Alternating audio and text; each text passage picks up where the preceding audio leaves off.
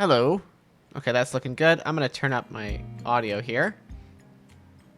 So that you can hear the game a little bit more clearly, hear it over me.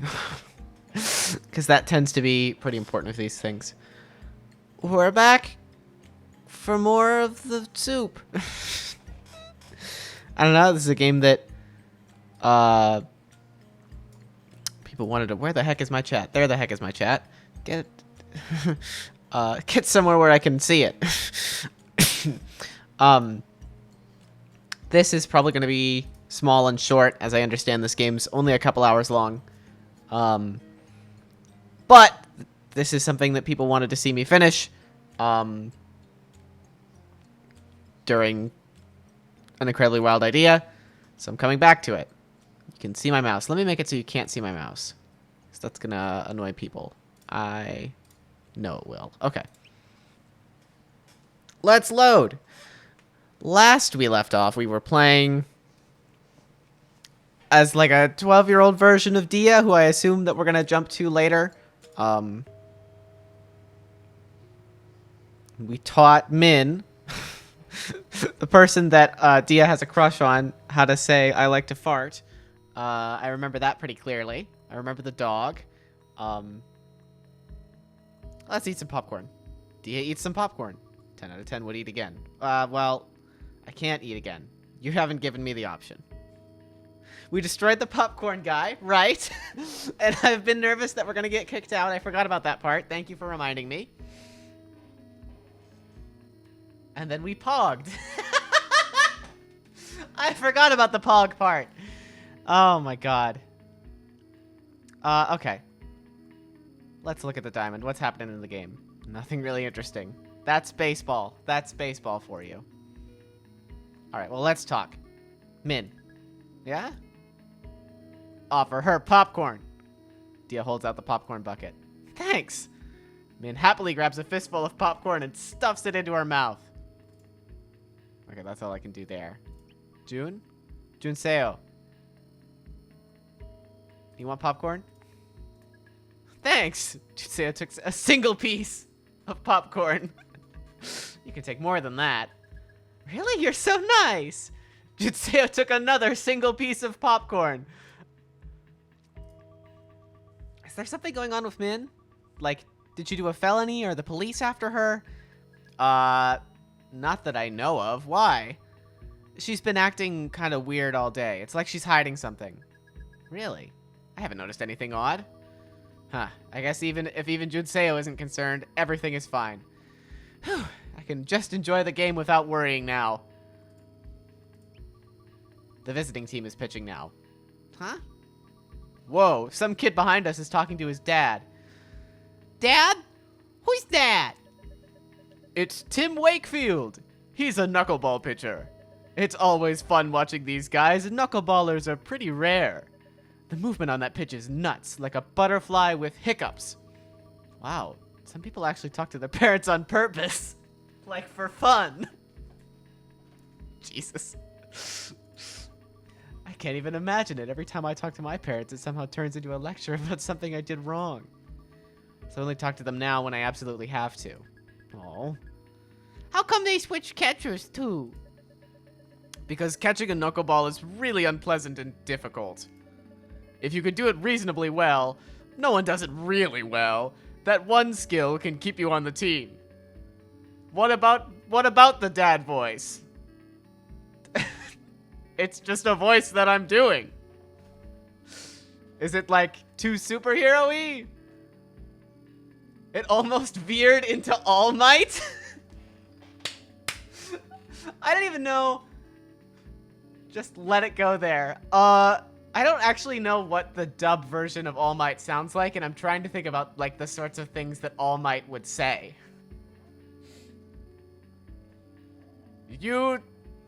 I've like totally even forgotten the names of other characters in My Hero Academia. I think I need to be like a little more confident in order to really pull it into All Might. A lot of knuckleball pitchers end up having one catcher who specializes in catching that pitch just for them. They're called personal catchers. For instance, J.C. Martin always caught Hoyt Wilhelm's knuckleball. And Doug Mirabelli also always catches Tim Wakefield and his knuckleball for the Red Sox. The two of them even get traded together as a set. It's kind of like a weird baseball marriage.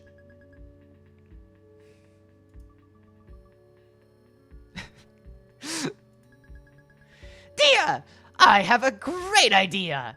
I should learn to throw knuckleball and you can catch it for me. Wait, but didn't they just say it's really hard to catch? So what? You're like a baseball goddess. Here, let's get baseball married. You're overestimating me. I'm not that great. I just got lucky that one time. You've gotten lucky so many times, I don't know which one you're talking about. No, you don't understand. All those were flukes. They just happened by chance. I don't have a special technique or anything. Your special technique is being you. You're the best.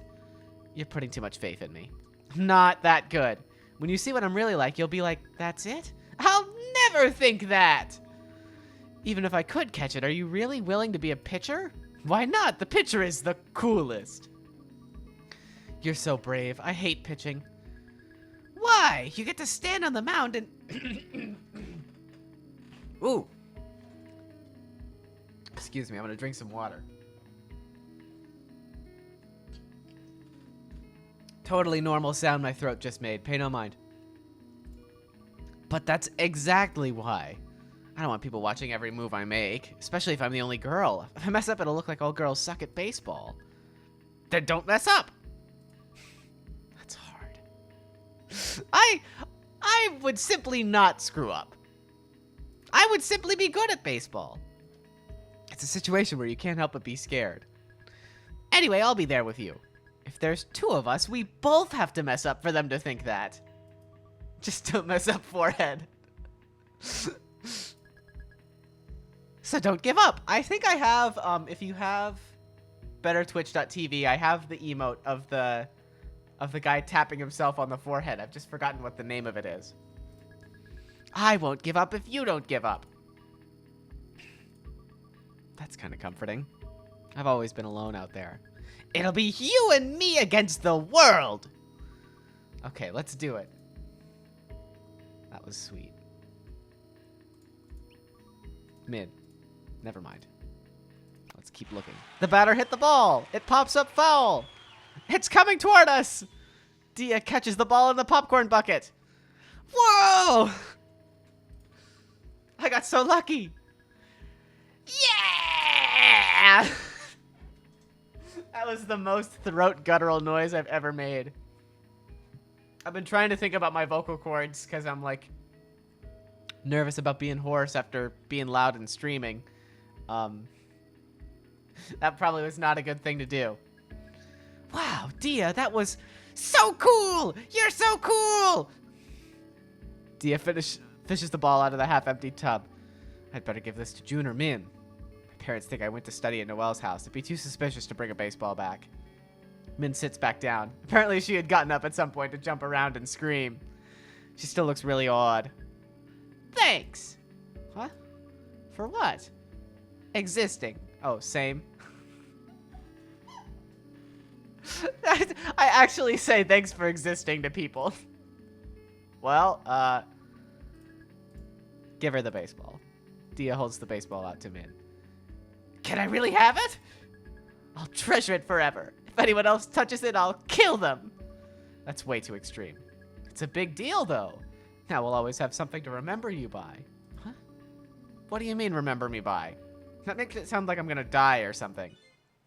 Juseo looks alarmed by Dia's response. Did Min not tell you? Huh? Tell me what? Shut the hell your mouth! What the heck? It's nothing! Fuck this, shut up! Min gets up and runs for it. Min? I've got to go after her. Dia chases Min up the steps and down the concourse they arrive through. I can't believe we played for this long, and we played for like 30 minutes, and I never made it to the point where the actual like game started. The actual inciting incident. Min! Dia grabs the back of Min's hoodie. Min loses her balance and face plants onto the carpet. Are you okay? We're moving away. Oh, okay, that's not that bad. Where? To Florida. Tomorrow. Tomorrow? So sudden. It wasn't sudden. I've known for a long time. Ooh, did you hear my voice crack? Classic Quint bit. Voice crack and then notice the fact that you voice cracked. I've been doing that since like middle school. I tried everything to stop it. I even threatened Dad with a knife. I can't believe it failed. Violence is always the answer. Florida. That's all the way across the country. There's nothing there except old people.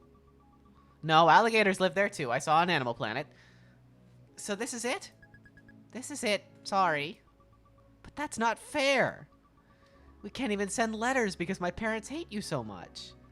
I won't see you the rest of my life. Hey, just because I'm moving doesn't mean we'll never meet again. If I want to see you and you want to see me, eventually it'll end up happening again, right? How do you know? I just know.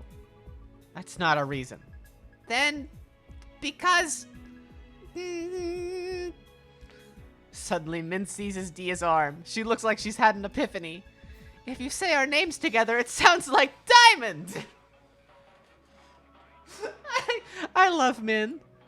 What? Like Diamin. Diamin, Diamond, see? Diamond, I guess is actually how you'd say those two, huh? Diamond. I've been saying it wrong the whole time. It's even more like it if you say your name wrong, like Dia instead of Dia. Okay, I did say Dia right.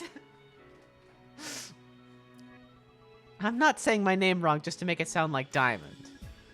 But it's more equal like that. My name got cut in half to make it work, so I have to sacrifice something too. I already call you Min. No one says Dia. A substitute teacher does. A substitute teacher sucks. How did you even think of this? I was checking if our names sounded like anything good together, like baseball. How could it possibly sound like baseball? Our parents would have had to name us Base and Ball. Hi, I'm Base. I know. But still, it's pretty cool that we match at all, right? And it's even baseball related. The universe is saying we're meant to be together. Whoa, I guess she's right. Tag yourself. Are you base or ball? We'll meet again no matter what. I bet you $100.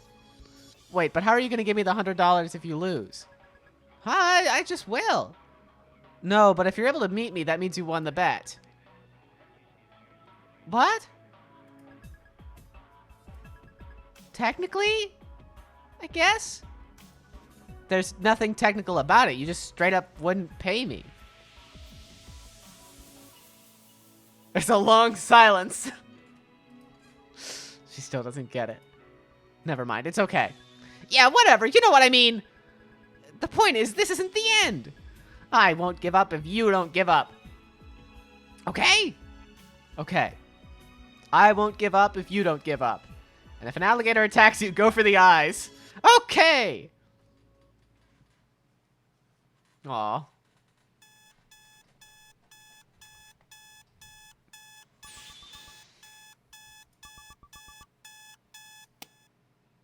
Dia hits her alarms and flops face first into bed. Dia's morning routine includes lying in bed for 10 minutes thinking about how tired she is. God, what a mood. I was never the kind of person who, like, had to work so hard in high school that they ended up staying up all night. So I always feel bad when, like, artists assumedly include that from their own experience. It's like, please, I'm so sorry this happened to you. Only got 2 hours of sleep. No, I don't want to get up. Good. 10 minutes pass like this. Once the allotted time is up, Dia unenthusiastically peels herself off the mattress and stands. After stretching for a few moments, she starts getting ready for school. Oh, you're just using a Gmail painted logo. Okay. My classmate Akarsha messaged me. Hey. Oh my god, what a 9th grade username. Hey, Dia. Hey. What? Dia, you like Pringles, right? Oh. I don't like Pringles. No, why? Darn. Never mind then. Just being random. XD. Oh no. This is a weird like compilation of like I had a friend in high school who was totally like this. They left. And also the fact that they're messaging through Gmail is like very specific. Like I have definitely done that when I was very young and didn't have any conversation with people outside of like Gmail instant messaging, which was a thing for some reason, and Skype. Dia goes outside. Hey! Sup, homie? This is Akarsha. She's the kind of person who doesn't give pencils back. You know when you become friends with someone just because you have to see them so much? Yeah, that's us. My parents are always saying I should be more outgoing like her, like that's just something I can change. Hey, Dia, you know what's the best weed? It's when I'm weed you. She spent like 2 hours formulating that pun. Dia briskly begins walking away without her.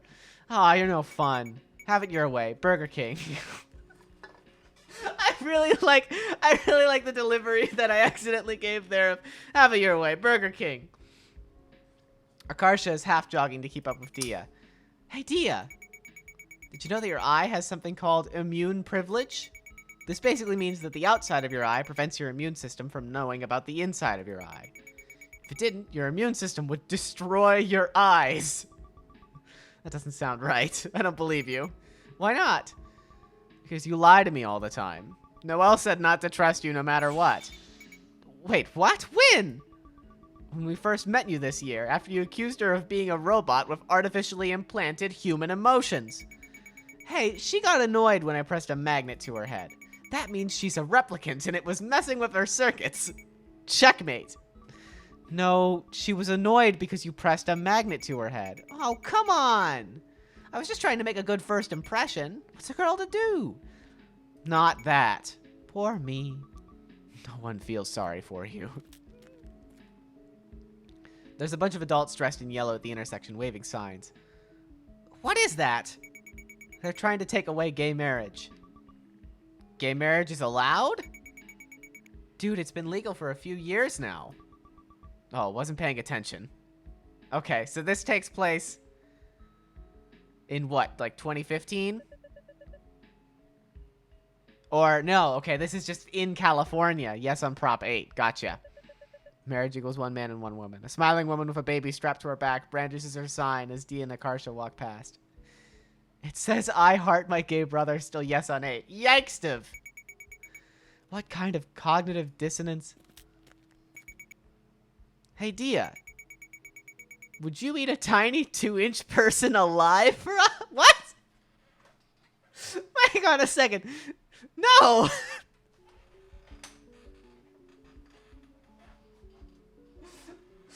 all we do with Akarsha... Akarsha just asks us things, and we say no. This is my whole character with her for so far. No. It'd probably taste horrible. People have so many bones, it'd be like eating a fish. That's the only reason you wouldn't do it? Are you saying you'd eat him if he was like a Cheeto? What do you mean, like a talking Cheeto with human intelligence? No, like he's still a human dude, but he somehow has the taste and texture of a Cheeto. I wouldn't do that.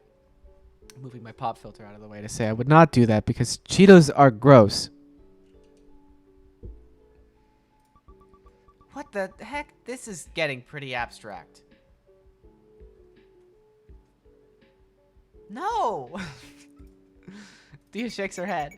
Wow, now I know you're a true homie. Great. Why are we even talking about this? Cheetos are bad. I'm sorry. You know, I mean, it's also that I just don't like cheese generally. Like, there's that as a thing.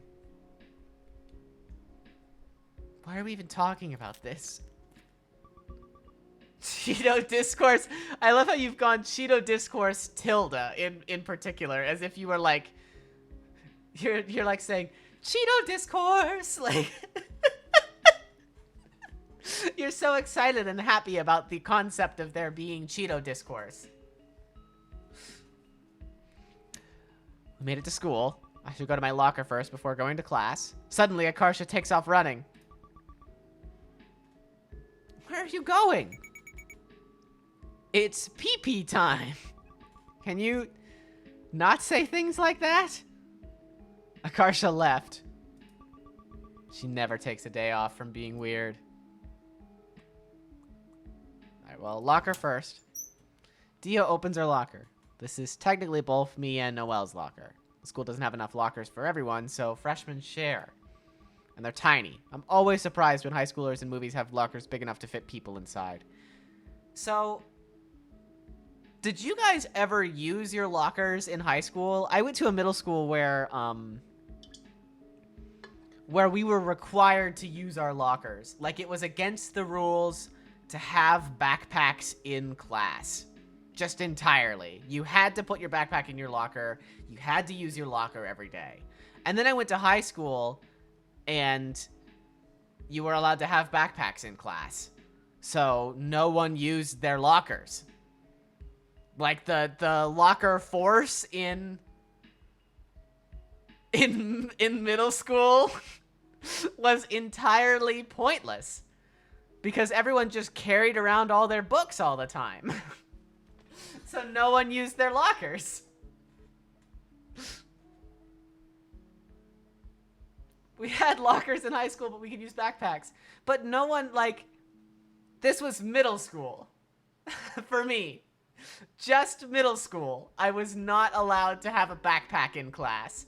I have no idea why. I've always kind of assumed that it was like a, here's how you prepare for high school sort of thing, or like, here's how you prepare for the future. You have to use a locker. Like, incredibly stupid. But, yeah. Lockers, but then we had lockers in high school, but then no one used them. Like, there was no point. You just carried your stuff home and back. It makes exactly, it makes no sense. It's totally useless. Look at Noelle's lunchbox. Well, let's look at this. This is rosin for string instruments. The first time Noelle showed it to me, I tried to eat it. Dia opens the lunchbox and peers inside. There's a steel thermos and a plastic baggie of grapes. Grapes! Dia shovels half the grapes in her mouth before putting the lunchbox back. Oops. Dia hefts her books and binders into her backpack. Alright, I can go to class now. The rosin's a nice amber color. It looks like you can eat it, but you can't. Dia, help me! Just like how they say your teachers won't let you do X, but my college professor just canceled classes by email sometimes. Exactly. I'm, you know, going to one of those small liberal arts schools that's constantly in danger around the country. And yeah, it's like my professors were like, my teachers in high school were like, your professors won't let you do this, and college is going to be hard. But I'll just go over to my professor and I'll be like, I'm having a hard time with my brain. I need like a week. And my professors will be like, yeah, you can get like a week. Here you go. Like, it's the exact same. Tia, help me. It's Noelle. What is it? I can't open this water bottle. Noelle basically has noodles for arms. Dia takes the bottle out of Noelle's hands and twists the plastic sealed cap open. Thank you. How are you so weak? It's scary. It's the manufacturer's fault for making these seals so strong.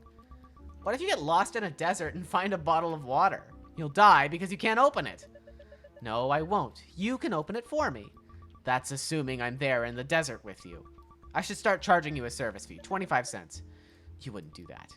I'd make $1.25 per week. You can buy cup noodles from the student store. That's another thing. I had a student store in middle school. And it was for, like, good behavior tickets, I think? I remember there being a snack store in middle school that I had during, like, lunch and the small, quote-unquote, recess period we had. Which was really just lunch after you had finished eating. And I remember it being popular. But I don't remember if it was for actual money or not, because I never bought anything. But there was absolutely no student store at my high school. There was none. And it definitely was not real money. Noelle sneezes violently. Don't get too close to me. I probably have the flu. Did you catch what I had last week?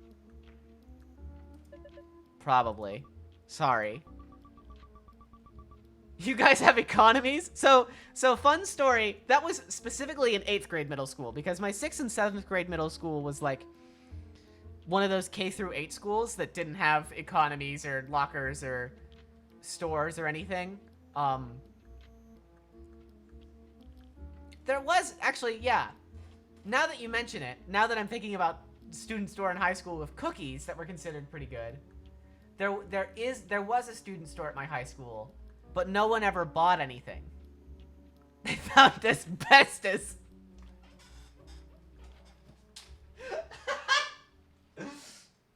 Oh my god. That's bad. That's really bad. That's like... Oh my god. Well, I'm happy you spent all your money at the little coffee shop. I actually don't think the student store at my high school was, like, open very often. But I digress. Middle school story. 8th grade, when I went to actual middle school for the first time, one of the things that happened was... This was, 2012.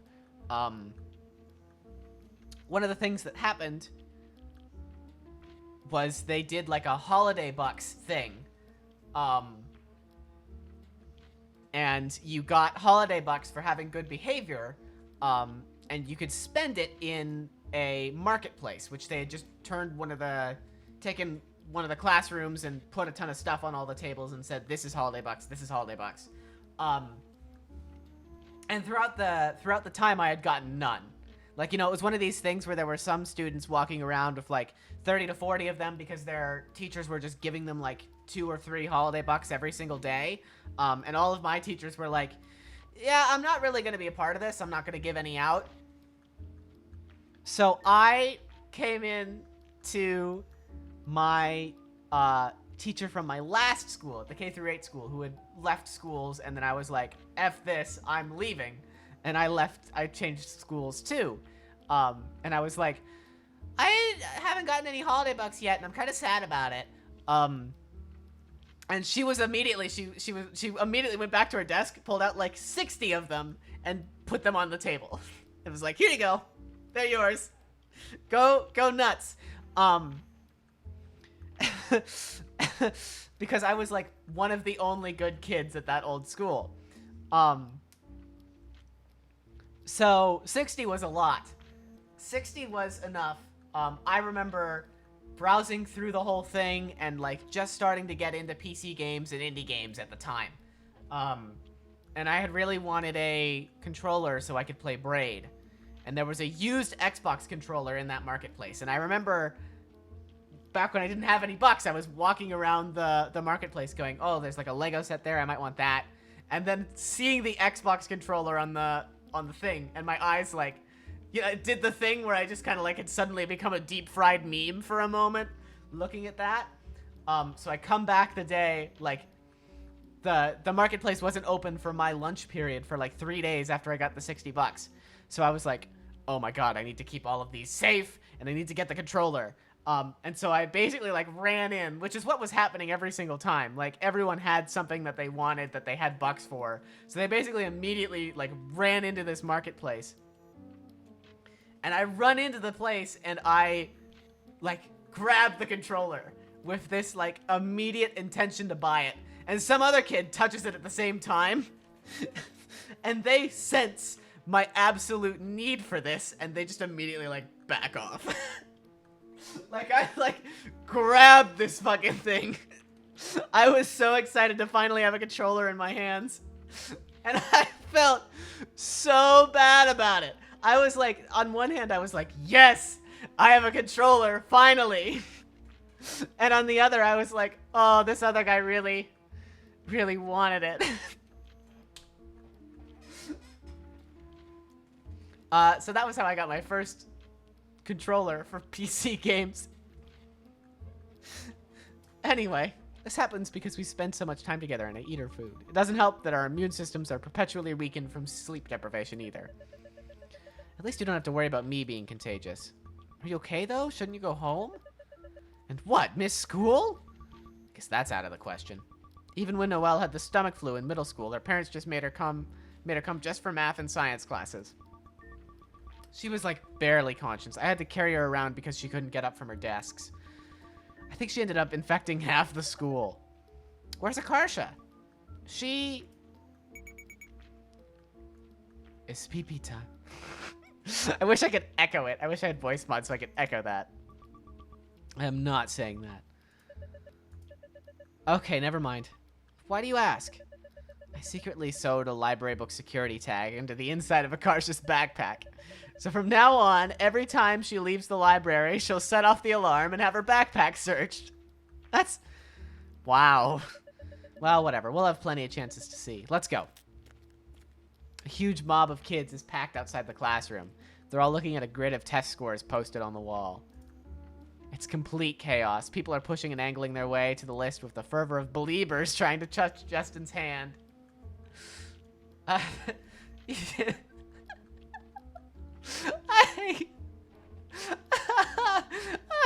That's maybe the funniest thing. INTTV used /add_permitted_term PP.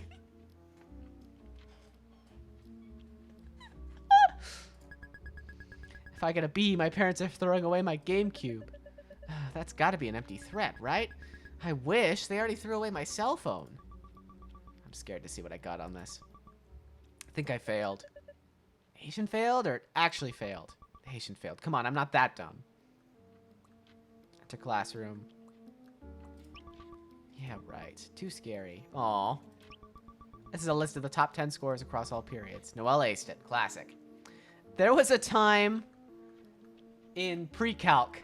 I remember I was always kind of ahead on math classes. And then I decided to become an artist and I forgot everything about math. Where I was in pre-calc and I like aced a test that just about everyone else in the class failed. And so the teacher was like, okay, we have to do this test again because none of you understood anything on it. And I remember very explicitly raising my hand and being like, I got an A, so can I just like not pay attention for the next few days as we review everything and just write down joke answers on the test?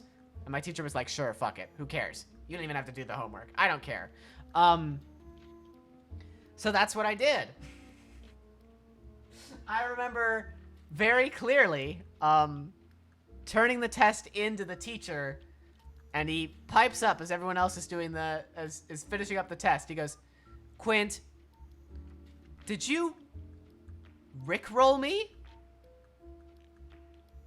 I had written the lyrics to Never Gonna Give You Up because the last question on the test was the whole page. You know, you had to show your work and everything.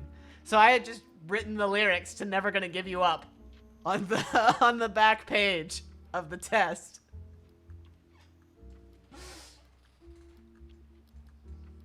And then like played games on my phone for the rest of the period. She used to call me on the phone crying over every Christmas because her parents got her the math workbooks instead of what she really wanted. By now, she's unbeatable. It's like her tragic superhero origin story. Except instead of a superhero, she's every Asian parent's pet dream child. No clue how Akarsha managed to get the second highest score, though. General consensus is that she's cheating, but the teachers have never been able to catch her doing anything. So I'll give her the benefit of the doubt. Dia, I've located your ID number. Here. You got a 91.22%. Almost failed. Actually, you could have missed one more and still scraped an A-. Considering how many I guessed on, that's cutting it pretty close. That's scary. I really studied as hard as I could, but even my best almost wasn't good enough. I wonder if I can really get into Stanford or Berkeley like this. Oh. Your worth is not determined by the college that you go to!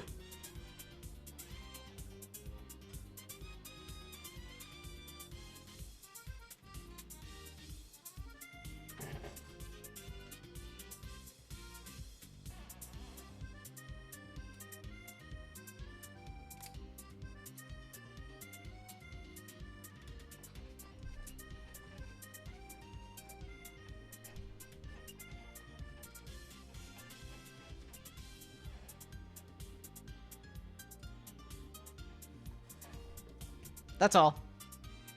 As Dia and Noelle entered the classroom, something bursts out of the cabinet.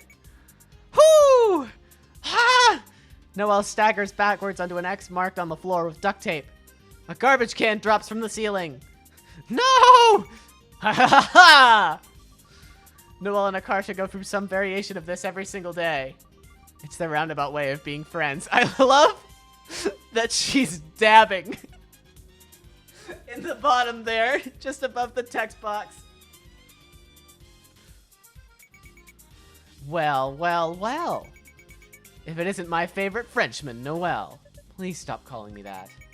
Why are you speaking English, Noelle? What kind of Frenchman are you? Just because my name is French doesn't mean I'm French. Ho, ho, ho. Baguette. See, this is the problem. Whenever Noelle hears something stupid, she just can't let it slide. She always has to correct it. So Akarsha just keeps acting dumber and dumber on purpose into infinity. It's an online argument.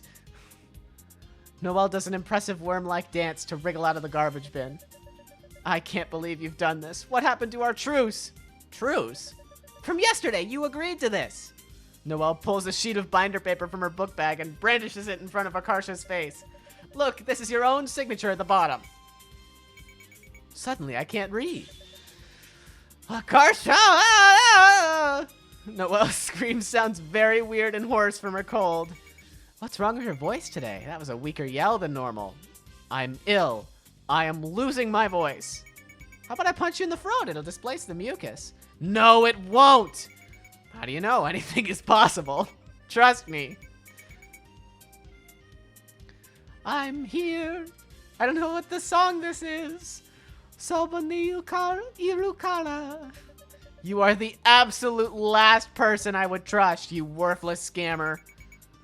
Leave all your problems to me. I'll solve them in a heartbeat. That is unrealistic, and accelerating that fast would destroy you even past your bone structure. Why are you being so mean? I'm just trying to help you. Hitting me isn't helping me. Wow, someone has anger management problems. You gotta slow down and smell the flowers. Appreciate life's miracles. Like me. I'm life's greatest miracle. Absolutely disgusting. I feel nauseated just looking at you. I just don't understand. Why is there so much hate in the world? If only we could open our hearts to love, there would be no wars. This really is actually an internet argument, huh? Peace begins with a smile. Mother Teresa. Noelle is struggling not to break character by laughing. The bell rings. This concludes Noelle and Akarsha's daily morning Screamfest. The rest of the morning is relatively uneventful. Guess what? What? No, no, no, you gotta guess. I hate it when people do this. I hate it when people do this. You were arrested. What? No! You have a year left to live. What the? Dude, why you always gotta jump to the worst possible conclusion? It guarantees that I'm either right or pleasantly surprised. You're a real piece of work, you know that? Whatever, I'll just tell you. Did you guys hear about the new girl who transferred here? Apparently she's like a delinquent. I heard she knifed someone. She must not be very intelligent. Isn't that exciting? We never get that type around here. That's true. Everyone's kind of forced to become a nerd by default. I can't wait to meet her. What for? Do you want to get stabbed too? Sure, why not? Saves me the trouble of doing it myself. Huh. Noelle rolls her eyes and goes back to organizing her fried rice. She's picking all the sausage bits out so Dia can eat her leftovers. Aw. I appreciate the cold lunch, the cold/home lunch versus hot lunch/school lunch. Is that what you've always called it? Are school lunches hot lunches and home lunches cold lunches? Or have they always just been school and home lunches? For y'all. Because I remember very clearly, like, in preschool, they were like, or you can get hot lunch. We make it for you. It's hot. It's not like that cold lunch.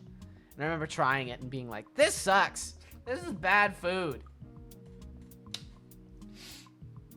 I always had cold lunches at school. I always brought stuff from home. So, appreciate this, Noelle. Don't do that. I like being alive the same time as you.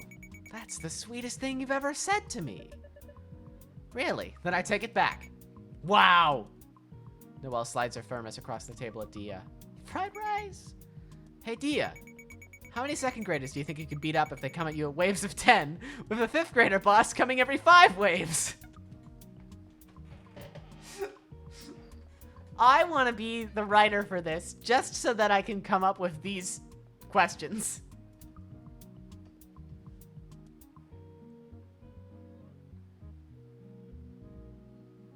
Fifth grader, they came at you in waves of 10. I'm like, maybe 2. If they're actively threatening me, you know? I'm not gonna beat up second graders, though. I'm not gonna, like, use the terminology beat up. I'm just gonna kind of, like, push them away from me until they stop fighting. So I guess 0. Don't want to punch kids. But it's kill or be killed, man. I'm Flowey now. You just let them beat you? Your gravestone's gonna be like, here lies Dia, killed by second graders. I'm not gonna put that on my gravestone. Noelle looks a bit left out by this conversation. Why just Dia? How come you're not asking me? Because I already know the answer for you. 0. It's true, you're a weakling. How rude! Noelle, let's arm wrestle. I want to show Akarsha. She hasn't seen this. I don't wanna. I always lose. I'll let you use both hands this time. Noelle makes a face. Reluctantly, she clasps both her hands on Dia's so it's sandwiched in between hers. 3, 2, 1. Noelle strains against Dia's grip of all her might. Dia's arm still hasn't budged an inch. With her free hand, Dia casually continues to eat fried rice. You... Stop that! Akarsha, what do you think of the weather today? Stop toying with me! I love this bit from Nishijo that I can't put on stream because it's copyrighted. If I did that, I'd break your wrist. You know what I mean. Dia pins Noelle's arm to the table as gently as possible. Dang, this is some, like, Fox and the Hound shit. Normally, the scrawny nerds herd together so jocks like Dia don't stuff them into trash cans. How did you two even end up friends? I don't remember. You don't remember? You're always just there by default. That is not what happened.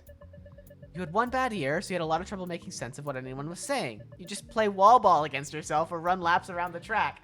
I am so happy that wall ball is a universal thing for children. I was so bad at wall ball. Sorry, this is just kind of turning into, like, reading this very nice story and then school story time, and I'm kind of not sad about it at all. I sucked at wall ball. I was so bad at it. There were always the people who would, like, you'd hit it once, you'd play fair, and they would literally, like, hit it back. Like, they'd look like they hit it normally, but somehow they put their entire power into it. Like, they throw it all the way back. It goes, like, 25, 30 feet back in the other direction, and you try to run for it before it bounces twice. And even if you do hit it, it bounces twice immediately before hitting the wall. So you have to go back into the back of the line, where then the second Grand Slam hitter shows up, and he will, like, they were always boys. They were always male children. And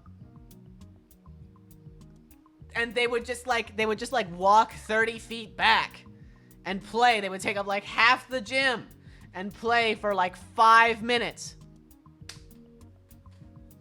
And then everyone else would kind of just not play at all. That sounds about right. One day, someone brought in Krispy Kreme donuts for their birthday. I didn't like donuts, so you don't like donuts? Did you guys ever have surprise birthday parties at school? I had it literally happen to me once. It was 4th or 5th grade. Someone from I used to do Taekwondo. And someone from my Taekwondo dojo shows up in the middle of class, sings happy birthday to me. They've got a whole, like, bunch of balloons. It was clearly not authorized. They don't have the, like, visitor pass or anything. She just shows up and gives me this whole thing of balloons, and I'm walking around every day like I'm the cool kid for once. Yeah, no, it totally didn't happen after elementary school. But I definitely remember that happening. I don't like donuts. They're disgusting. Oh, June birthday. Oof. Disagree. Her taste buds are broken. Anyway, I gave mine to you, and in exchange, I received your undying and completely unwarranted loyalty. You followed me around everywhere. You were a major inconvenience. I don't remember any of this. How do you not remember? You were so extreme. Whenever the teachers tried to separate us, you'd start crying. I seriously don't remember any of this. It's probably because your birthday's in November. You were almost a full year younger than me. A year is a big gap when you're 5. True, I was probably like a toddler. Sorry. I forgive you. That's hella kawaii. Never use that phrase ever again. What phrase? You know what phrase. Stranger. Excuse me. She's talking to me. No, go away. Dia looks wildly around for Noelle or Akarsha to help her, but they've both already gone ahead into the classroom. I remember you. You were... What is she saying? I've never met her in my life. New clubs are... interest... Crap, I can't really make out the words. I'll just nod at appropriate times. We're collecting signatures to... approved. Stranger hands Dia a clipboard with the signature sheet on it. What is this? I'm not gonna sign something if I don't know what it is. Bye! Dia walks away in the middle of the conversation. She quickly enters the classroom before the girl can stop her. God. Same. Inside, Akarsha and Noelle are playing cards.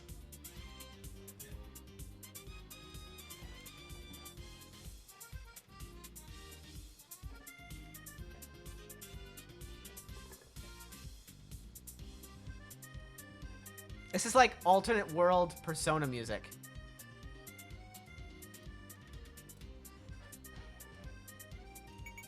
Time to reveal your hand in 3, 2, 1. Noelle and Akarsha flip their cards over. Why is there a Yu-Gi-Oh card?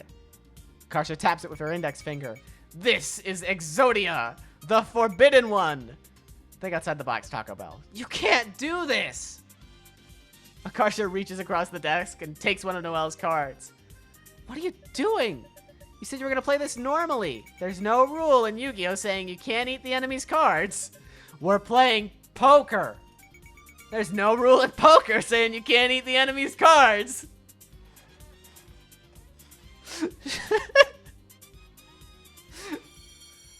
Class starts. This concludes Noelle and Akarsha's daily afternoon struggle. I love them. All right, just one more period before the day's over. That's true. I've seen it. Imagine watching a professional poker game. And Chris Moneymaker is there. And he loses the hand. And he just, like, casually, like, reaches across the table, slides his opponent's cards over, and just puts them in his mouth and eats them.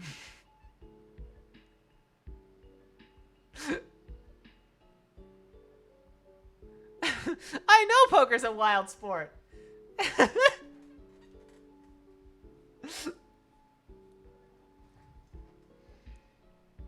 Alright, just one more period before the day's over. Looking flushed, Noelle wipes sweat off her brow. Why is it so hot? Because I'm here. You shut up!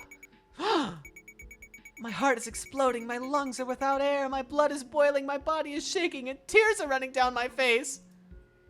Noelle is unsteadily grasping the side of a bench for support. What are you doing? I feel extremely dizzy all of a sudden. As a precaution, I will stay stationary until the symptoms... Dia grabs her as she collapses. Her entire body is burning up. She must have a fever. We'll take you to the nurse's office, dude. No! Don't you dare. I need to go to the next period. Attendance is 20% of my grade in gym class.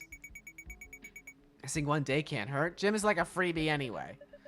No, you don't understand. It's my worst subject.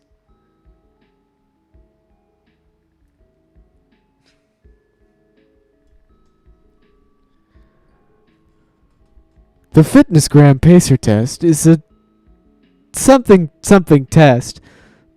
Line up at the start.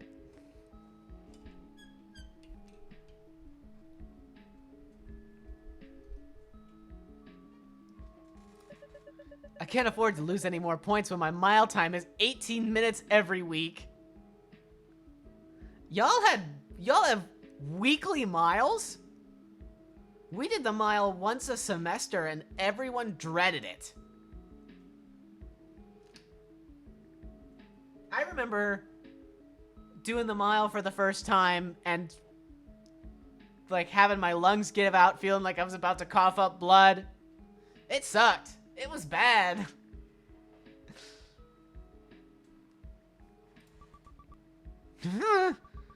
So slow? What the... That's the time for people who walk. Don't make that face at me. I'm not you, D. Noelle launches into a sneezing fit.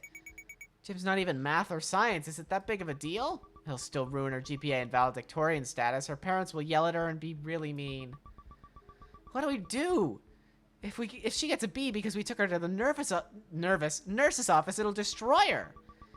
But she's in no condition to be working out either. She can't even stand without me holding her up. Let's use our heads. There's got to be a way out of this. Like what? Like, if a meteor hits Earth right now, no one will mind if Noelle skips gym class. Brilliant. If the world ends, we're saved. Even canceling school would be easier. Hold that thought. If school is canceled right now... Snow day? Oh, but there's no snow. Then how? As long as we make it so that no one goes to class, we win. Akarsha is clearly going down some weird line of reasoning. Dude, I've got it! Homie G, you stay with Noelle while I, do some stuff. What stuff? You're not gonna like it. Before I tell you, you gotta promise not to get mad. What? Well, promise? I will promise not to get mad. Yeah, but what if it's something insane? Then I'll just be annoyed internally. I knew I could count on you, a true homie. What about you, Frenchman? I can't promise not to get mad, just tell us already. Nope, I'm not telling you then. But what about me? I agreed. Heck no, I know how it is with you two. If I tell you, you'll tell Noelle as soon as I'm gone. Damn, that's true. Adios, amigos. Wait, where are you going? Shrek's swamp. Akarsha left. I have a bad feeling about this. Me too. Why does everything have to be some kind of weird mind game with her? It's exhausting. She sounds so weak. She should rest on the bench. Dia sits, then lays Noelle's down, so her head is resting on her lap. Nothing we can do about, but wait. Do we really have to do this? This is embarrassing. Oh, come on. I've seen you throw up in a trash can at Happy Fish Swim School because you were so bad at swimming that you inhaled half a gallon of water. I fucking hated swim class. I hated it so much. It's that point in PE where it was like, okay, time for someone to yell at you about how you don't know how to swim time for Bob's. Get under the water and blow all your air out and then come back up.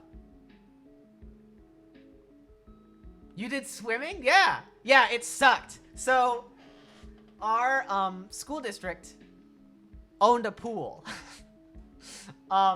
Just like they basically like had an old location for a high school, and then they moved the school literally across the parking lot to somewhere else. And they were like, well, what the fuck do we do with this now? Let's turn it into a pool. So it was the only pool in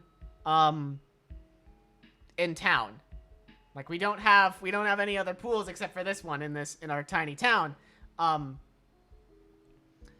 so what would happen was, I assume that in order to get funding from the city, in order to keep the pool open, they had to make it worthwhile. They had to implement it into their curriculum somehow. And so once a year, every single year until high school, there would be a week where, as part of PE, we would ride the bus out to the pool, and we would take swim classes. And every single year they sucked, because they would tell you how to do, like, they would tell you, like, you know, here's how to hold your breath, here's how to float, here's how to, like, do a forward stroke or whatever, like, you know, put your head underwater. We're not going to tell you how to breathe underwater or anything. We're just going to tell you how to put your head underwater and do kicks. And it'll propel you forward. And there was always one point in the year, because everyone else knew how to swim, apparently, where they would go to the deep end of the pool. And the only swim teaching I had were those lessons that were required by school. So they were like, here's how to do catch-up stroke. Okay, now do it in the deep end where you could theoretically drown. They didn't teach me how to breathe underwater. They never taught me how to tread water. They just kind of taught me how to float. And understandably, every single year, I was too afraid to do anything in the deep end. So I was the one kid off to the side, grabbing the side of the pool while I was doing my kicks. And I just never learned how to do anything. So it was bad. It was bad every single year.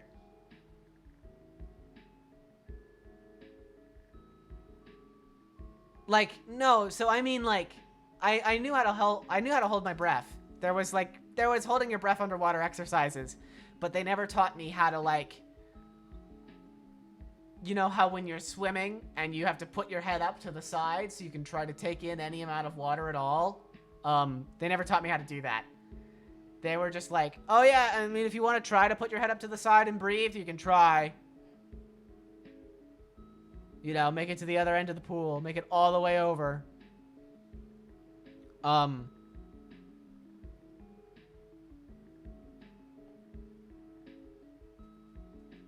But yeah, they never taught you how to tread water.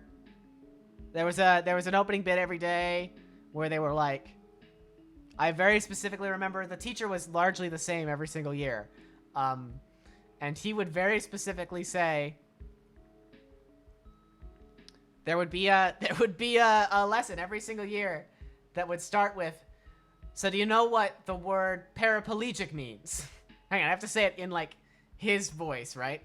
He would be like, he would very specifically be like, paraplegic, like, like very specifically like that. And he would say, don't jump in the water when it's shallow, because you could become a paraplegic or a quadriplegic. Okay, now let's get in the water. Like, I remember he had like little storybooks about this stuff, like wear a life jacket when you're on a boat, that sort of thing. Boy, it was useless. Compared to that, this is like a 3. But this is different. This right now is unnecessary. Your thighs are so muscular that I feel like I'm resting my head on a rock. Thanks for the compliment. It wasn't a compliment. How mean. Now we definitely have to do this.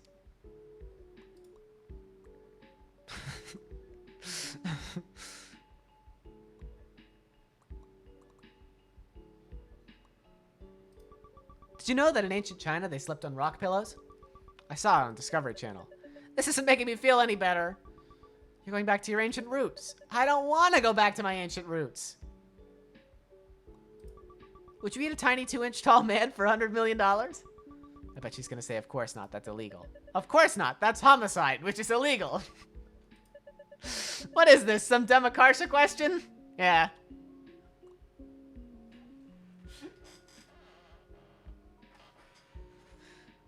I thought people couldn't get TB. Oh wait, no, it's people can get TB? People can get TB. How long do we have until class starts? About 2 minutes. Maybe you should head to class, you'll be tardy. No, it's fine, I run fast. Dia presses her hand to Noelle's forehead. It's hot. Hotter than my own forehead? Studies show that people who try to diagnose fever by touch significantly overestimate the incidence of fever, sometimes as much as 40%. Oh, never mind then. Suddenly, Noelle tries to sit up. Her abs are too weak, though, so she fails and flops back down. What are you doing? Becoming a fish? I just had a great idea! You know how on Valentine's Day you can pay the school to deliver roses to someone? Oh, like in middle school. You could have them secretly send your Candy Crush candygrams for $5. I think this actually happened. I don't think anyone did it. Yes, like that. Except here we're more mature, so it's flowers. We should send a Karsha one with the message from your secret admirer. Imagine how confused she'll be. Oh, God.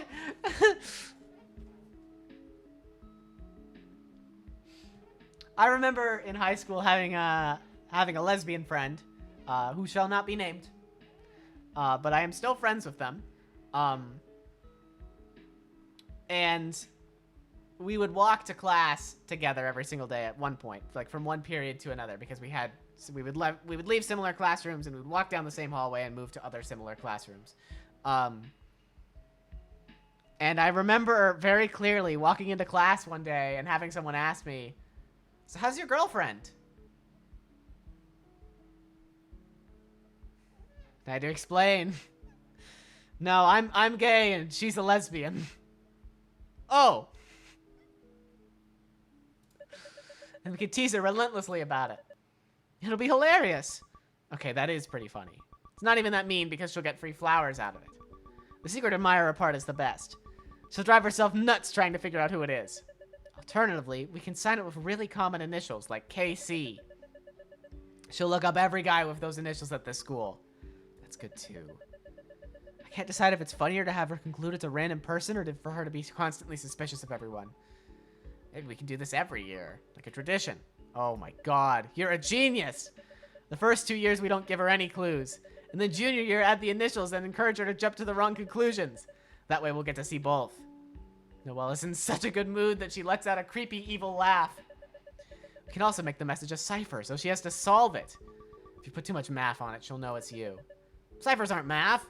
You have to explain to me what it is, she'll know it's you. Fair enough. How much do the roses cost? Probably around $12. $12? That's $6 per person. Don't really want to spend that much on a joke. Especially if it's annual, it'd be $48 in all? We can split the cost between more people so it's more reasonable. But we don't have any other friends who would appreciate it. You're right.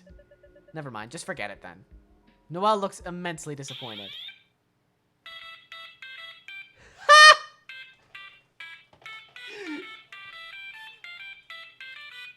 Someone hacked the fire alarms to play the Super Mario Brothers theme. Yo! Akarsha! This is really good. I wish I could do this. I wish this could happen. Almost gave me a heart attack. Students come flooding out of the classrooms. They all look really glad for an excuse to leave. Everyone is evacuating to the field like we're supposed to. Can you walk? Yet, Dia catches Noelle as she pitches forward again. Nope. Very good. Dia gives Noelle a piggyback ride to the field. The entire school is out here now. Sup, homies? You! I can't believe you've done this. I had to report you to the authorities. But you won't. What, you think I won't just because we're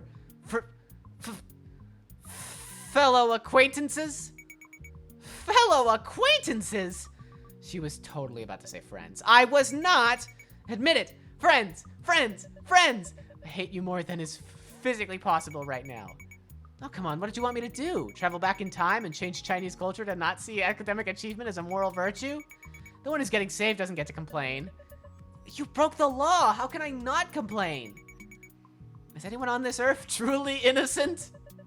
You can't distract me with fake deep statements. Welcome to Akarsha's college dorm room. You don't appreciate anything I do. Where's my Nobel Peace Prize? Nobel Peace Prize. Where's my thank you, Akarsha? You're awesome. I'm not thanking you for this illicit help that I never asked for. Were you seriously expecting to be praised? Never have I ever been more embarrassed for my fellow man. I'm a hero. You're not a hero. You scumbag. Disgusting. Fine, be that way. I'm sorry, forgive me? You can't yerky someone when they're saying something. Yerkies are for misspellings. You don't even look remotely sorry. I can't help it if I think you're funny when you're mad. Just don't tell on me and we'll call it even. Deal? How about like that? Huh? Huh?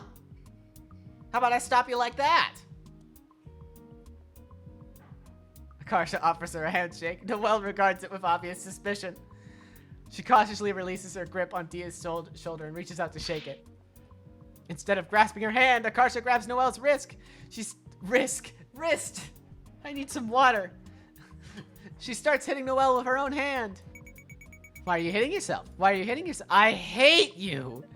You stupid! You should have killed me when you had the chance. It'll count as a misspelling when I put it in the quote list. I'm getting some water.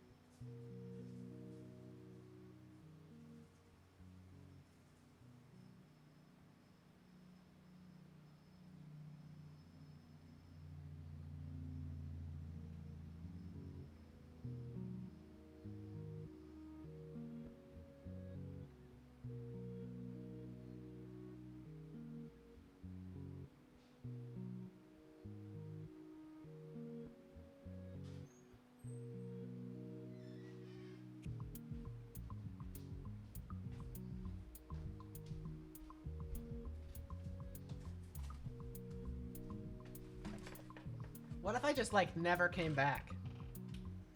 What if I just said, I'm getting some water, and then left the game on this screen, left the game on the line, you should have killed me when you had the chance, very specifically, for, like, 2 hours. And then I just went offline. I just disconnected. I was just like, I'm done, goodbye.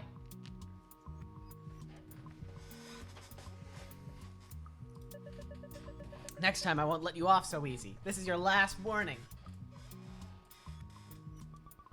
She said that last time. And the time before that. Power of friendship. A stranger brushes past Akarsha in the crowd. Akarsha gawks after her, placing her hand on her heart. What are we? Wait, that looks like... Huh? Dia chases after the person. Dia? Where are we going? The person. The person is so short that Dia loses sight of her in the crowd. Huh? I lost her. Great, I'm so sleep deprived that I'm literally hallucinating. I mean, why would you set that up if she wasn't going to come back? That night, Dia dreams of the past. Aww. I was not expecting this to be told in this way. Whoa, I'm up to bat. Yeah! I get to hit the ball. This is so fun. Hey, look, it's a girl batting. Our team got lucky. Shut up, you dumb poo-poo head! Say one more word and I'll kill you. What? What is a word? Die! A fight broke out in the stands. Min is beating the crap out of an old grandpa. You better watch out. I'm a green belt. Green belt? The other adults are rushing to pull her off him. Min! Min scrambles down the rafters with everyone chasing after her. I'm taking you with me! She grabs Dia's wrist, oh my god.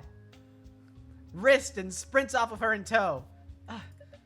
Wait, stop! We got away. Ha ha ha ha! I kidnapped you!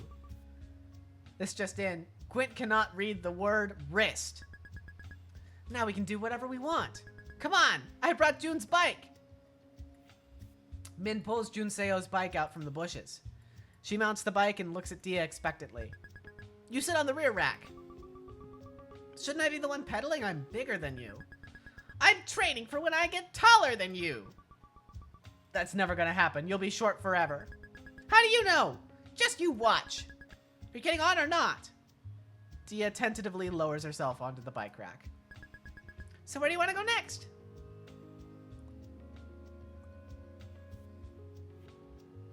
This is another one where I have to answer Home Depot lights section. Like, hello, my house, your house, Noelle's house. Home Depot lights section. I want to know what Min thinks. Home Depot lights section. What's so great about that? There's so many different lamps in one place. The designs are cool and it's really bright. Dia gets it.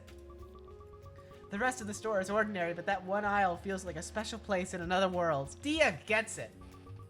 I like to pretend I'm furnishing a house and pick my favorites. I know it sounds bland, you don't have to. No, let's go. It sounds like a place that'd be boring if I went with my parents, but fun if I went with you. I know what you mean. If you're with someone you like, everywhere is interesting. Which way to Home Depot? Not sure. I haven't been there in years. Too bad. Where should we go instead then? Aww.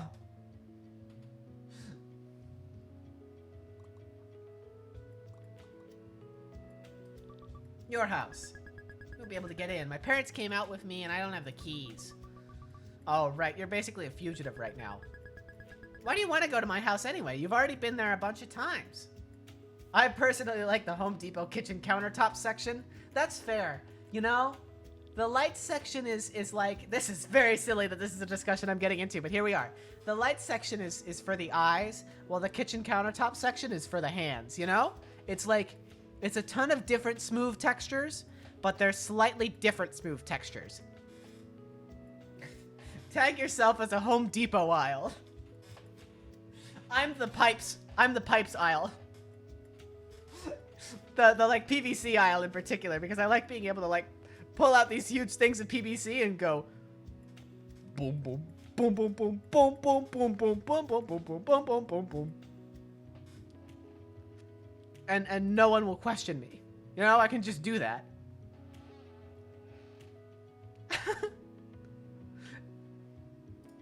It's fun seeing where you live. I feel like I learn something new every time I go. Really? Like what? Like you have to sleep in a girly pink blanket while June gets the Hot Wheels one. And there's a treadmill in the living room. Remember the time you tried to run on it at 10 speed to impress me, fell off, and broke your arm? I don't remember that. You must have remembered wrong. And you brush your teeth too hard, so your toothbrush bristles look hilarious. They're all flattened. What's so funny about that? I have to make sure I kill the germs. Of course you do. Where should we go instead, then? Noelle's house. We can stay high to Noelle. What? What? Why? I miss her.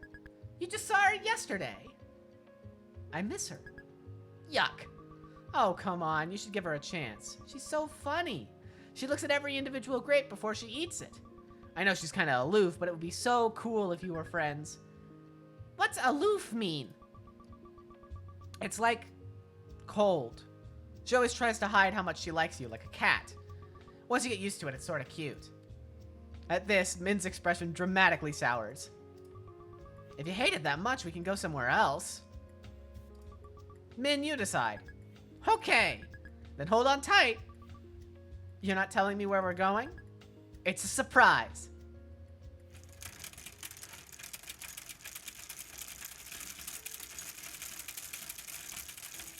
Quick, drink more water.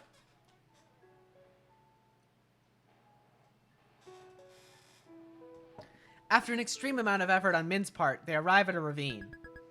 We, here! That wasn't even a coherent sentence. Are you okay? Yeah. What kind of weakling do you think I am? Her legs must feel like jelly right now, but there's no way she'd ever admit it. Thanks for the ride. You're welcome anytime. The place is down this hill and through the tunnel. Should I get off? It's too steep to bike down. Yeah, let's run down. Min enthusiastically leaps off the bike and sprints down the hill. The bike is just lying there in the grass. Wait, we can't leave this. Dia picks up the bike and runs after her. Min is waiting at the mouth of the tunnel. I want to show you something on the other side. Let's walk through. She peers into the darkness with a hopeful look on her face. Oops. What are you looking for? Skeletons! Are you scared? Don't worry, I'll protect you. Okay. I'm counting on you then. Yeah! I'll protect you with my life! Min grabs Dia's hand. There's water on the ground. Hold on to me so you don't slip. If I slip like this, you'll just get dragged down with me. No, I won't. Trust me.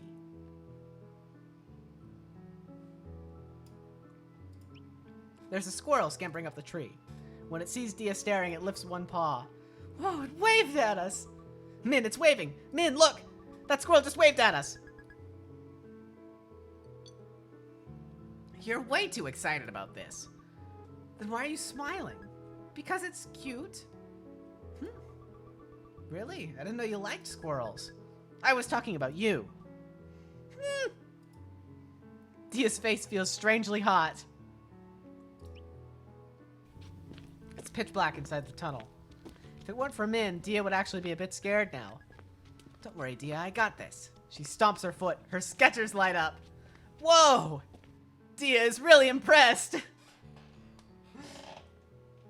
I used to go to summer camps in the summer. It's really funny. My parents probably brought me up to be a science person.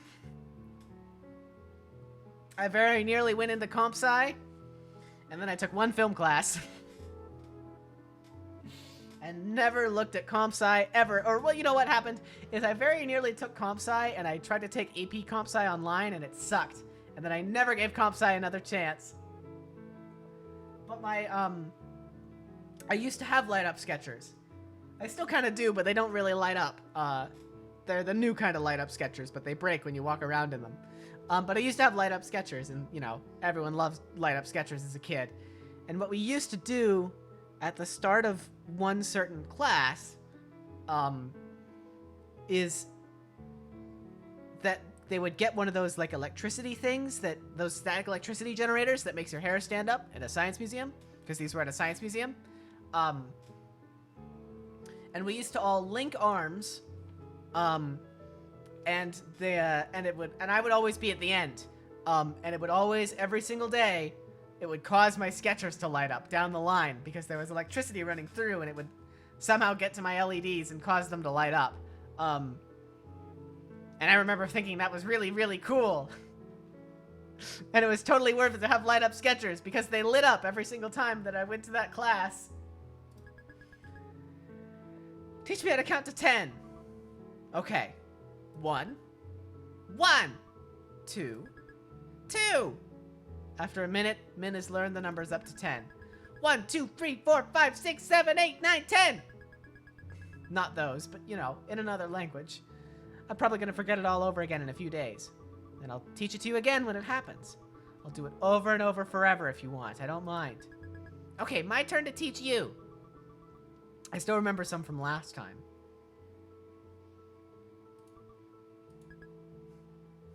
I don't know how to say 1 in... I would assume that's Korean. 1. 1, 1, 1. Okay. I forgot it again. What? 5. How come you can never remember 5? It sounds off. Off? Does not. Does 2. It doesn't feel like a 5. 5. 5. Dogs? It takes a moment for Dia's eyes to adjust to the bright sunlight.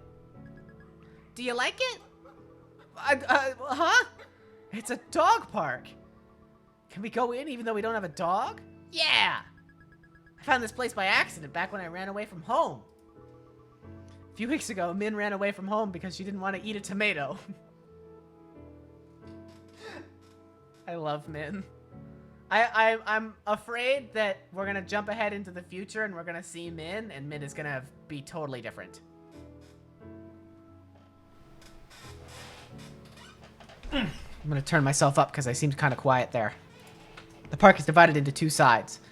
There's a sign above one of the gates. It reads, "Small dogs only, under 30 pounds. Oh my god!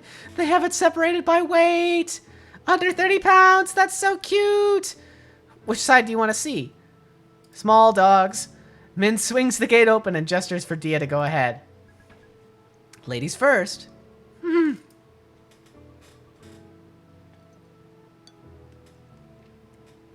I don't think I've heard anyone over the age of, like, 12 say ladies first. Like, I think it's just exclusively a thing for children to make fun of, to be misogynist. There's so many dogs. They're all friends with each other. Dog friends. I've died and gone to heaven. A chihuahua trots up to Dia with a frisbee in his mouth. He drops it at Dia's feet and looks up at her expectantly. He wants me to throw it! Dia sets down the bike and hurls the frisbee as hard as she can. The dog gallops after it. He catches it with a running leap, zooms straight back to her, and drops it at Dia's feet again. He's wagging his tail so hard that his butt shakes. What a good dog! He's so talented! Dia's almost crying. Are you happy? This is the best day of my life. Thank you, Min. You're welcome. Do you want to try throwing the frisbee? No, it's fine. I like watching you do it. Okay. Dia throws the frisbee again. The dog tears off after it with such gusto that the grass goes flying behind him. So it's a thing for grandpas and for 12-year-olds. It's a thing boomers are passing on to Gen Zs. Hey, Dia. If you want, you can live in my house when we grow up. I'll buy you all the dogs you want. All the dogs! And I'll get to see you every day. I'll drive you around in my Corvette and make everyone jealous. Honestly, it's only rude when I'm actively holding the door open and they refuse to go through because it's me holding it. Yeah.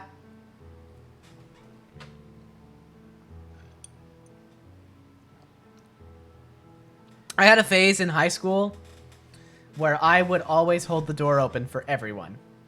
Just so people would say thank you towards me. Because I liked it when people said thank you towards me. It made me feel like I was doing something. It might have started in late middle school. It might have started as a way for me to like show like, I can open doors. I'm so good at this. Drive the dogs around too. They can wear goggles so the wind doesn't sting their eyes. Yeah, sure, whatever you want. We'll be so far from our parents that we never have to see them again. If we go somewhere of snow, you can throw snowballs toward me and I'll punch them all out of the air. It'll look pretty cool. Wow, great plan! Okay, let's do it. Really? Are you sure? Min reaches out and gently cups Dia's face with her palms. What's happening? This is great. Wow. Dia hits her alarms and flops face first into bed. Her morning routine includes lying in bed for 10 minutes thinking about how tired she is. I didn't realize it back then, but now that I think about it, that was really... Could it be that I'm a...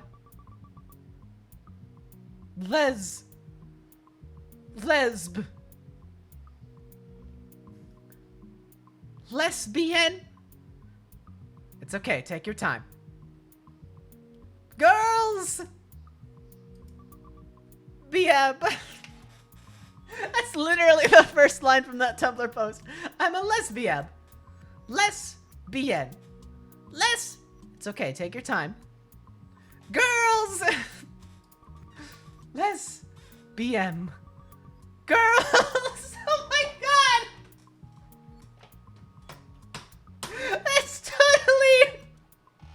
That's actually very specifically a reference to that post. I can't believe it. Oh my god. I love that post. It's the only good text post. No, that's impossible. I don't feel that way about other girls at all. Because Min looked and acted like that, my heart must have confused her with a guy. Any girl would have felt something, even if they were straight. Yeah, I can, yep. Boy, the way we rationalize into being straight, that's a whole thing, huh? And it was just her. Min was special, so she was an exception.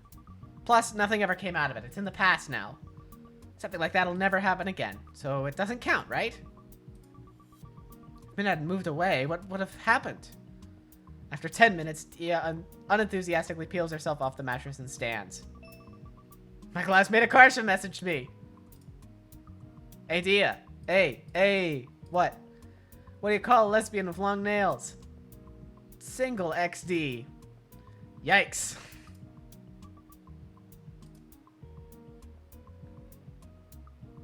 Dia goes outside. Hey, Dia! If I were an enzyme, I'd be a DNA helicase so I could unzip your genes. Jesus! That's...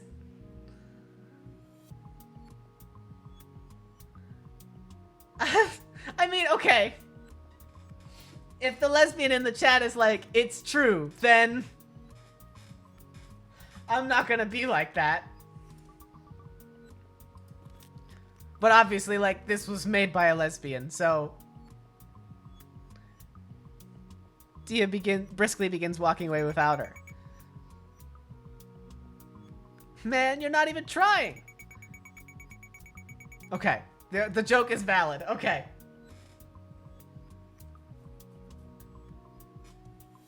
The optimal counter flirt would be, then I'll be your... that to help relieve your tension. No one in the right mind would respond with that.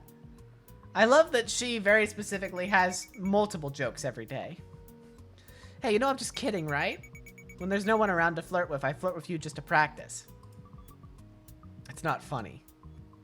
In her haste to catch up with Dia, Akarsha trips over a crack in the sidewalk. Parkour! Prop 8 supporters are back at it again. Hey, Dia. Imagine biting into a gusher the size of your hand. Dia imagines it.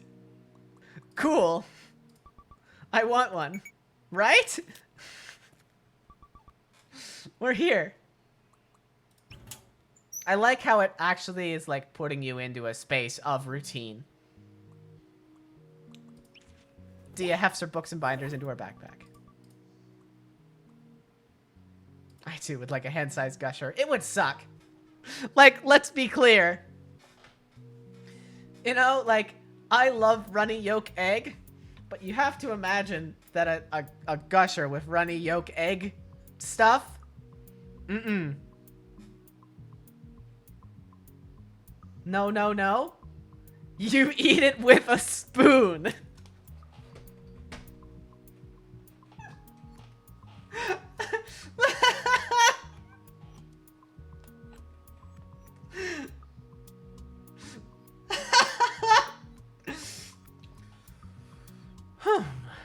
These giant, what is it, monsieur? Gouchers? These large gouchers are simply sublime. There's bitter melon in Noelle's stir fry today. Dia and Noelle both hate bitter melon. Dia, help me! Bonjour. Noelle smacks Akarsha really hard. Ow! How mean! Noelle hands Dia the water bottle as though nothing happened. Dia twists the plastic-sealed cap open and returns it. Thank you. Are you alright? You seem off. Think about that before you hit me? Not everything is about you. I was talking to Dia. What? But there's nothing wrong with her. Are you blind? She looks like a dog who just ate a Christmas ornament. Crap, it's that obvious? Are you devastated about tiger sharks again? What? Dia found a picture of what tiger sharks look like the other day and was so disappointed that she had to go lie down. I didn't even know what she was expecting. Okay, I seriously doubt that's the issue right now. Dia, let me rephrase. You are secretly worried about something, and you can tell me what it is. I can't tell her that I knew it. She's becoming emo. All the warning signs were there. The black hair, we all have black hair. Dia, you know you can tell me anything, right? Let me know if you change your mind. Okay. Class. The flyer says, join the new baseball club. Beginners welcome. It's a baseball club. Baseball club. It'll probably be all guys. What? Don't girls play baseball too? I saw on TV before. You're thinking of softball, not baseball. What's the difference? Softball is like baseball put through Google Translate and back. Everything's off by a few degrees. Dia takes a closer look at the flyer. The first meeting is this Friday. It'll be scary going all by myself, but I made a promise back then. She would be disappointed if I didn't go. Oh wow, we're just skipping ahead to it. You're gonna be okay on your own with a bunch of strangers? I thought so. If you're going, I'm going with you. But don't you hate sports? Of course I won't participate. I'll just utilize the time to do homework. Thanks. I feel a bit better now. Back by unpopular demand. Me. Why are you here? I'm bored. There's not enough drama around here for my taste. I'll be at the idea man. Oh, I'll be the idea man. We don't need an idea man. New baseball rule. Everyone gets a brick. What you do with it is up to you. Another classic post. The only good thing out of, what was it, Miitomo? Was new rule on soccer. Everyone gets a brick. What you do with it is up to you. Baseball without limits. Just go home already. There's a stranger over there. Wow, she's taller than me. Dia accidentally makes eye contact with her. Hey! The stranger starts walking over. Crap, she's coming this way. She looks intimidating. If I say the wrong thing, she'll think I'm weird. Maybe if I lie motionless on the ground, she'll think I'm asleep or dead. Yeah, good plan. Dia plays dead. That's what... That's her Smash Bros. Introduction screen. Dia plays dead! Exclamation point. No! Tia, don't do this! Hey, you guys are here to join the baseball club, right? I'm Krissa. They call me Ukubshub. No, they don't. It's Welsh. It's not Welsh. Her name is Akarsha. I'm so sorry. She's always like this. And this is Dia. Get up. Noelle is trying to pull an unresponsive Dia back into upright position. Really? Is she okay? She's fine. She just takes a while to warm up to people. No kidding. She did this to me for the entire month of September. Dia has finally given up on faking her death. Quiet kid, huh? Why does everyone always say that I'm not that quiet? She's not much of a talker, but she's shredded. Look at how ripped her abs are. Akarsha tries to lift up Dia's shirt to expose her stomach. Calmly, Dia catches Akarsha's wrist and wrist.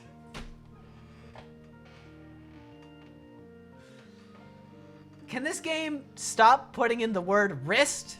Because apparently I can't read it. Apparently I mistake it for risk every single time. Twist it behind her back. Ah! Okay, mercy! Dia played a lot of baseball back in elementary school. That's great. What position did she play? She's the person standing behind the swinging place. You mean the batter's box. I'm a catcher. The swinging place? Really, man? Shut up. How was I supposed to know? What do you call the bat, then? The baseball stick? I said shut up. What about you, Akarsha? I can bench press over 6,092 nanograms.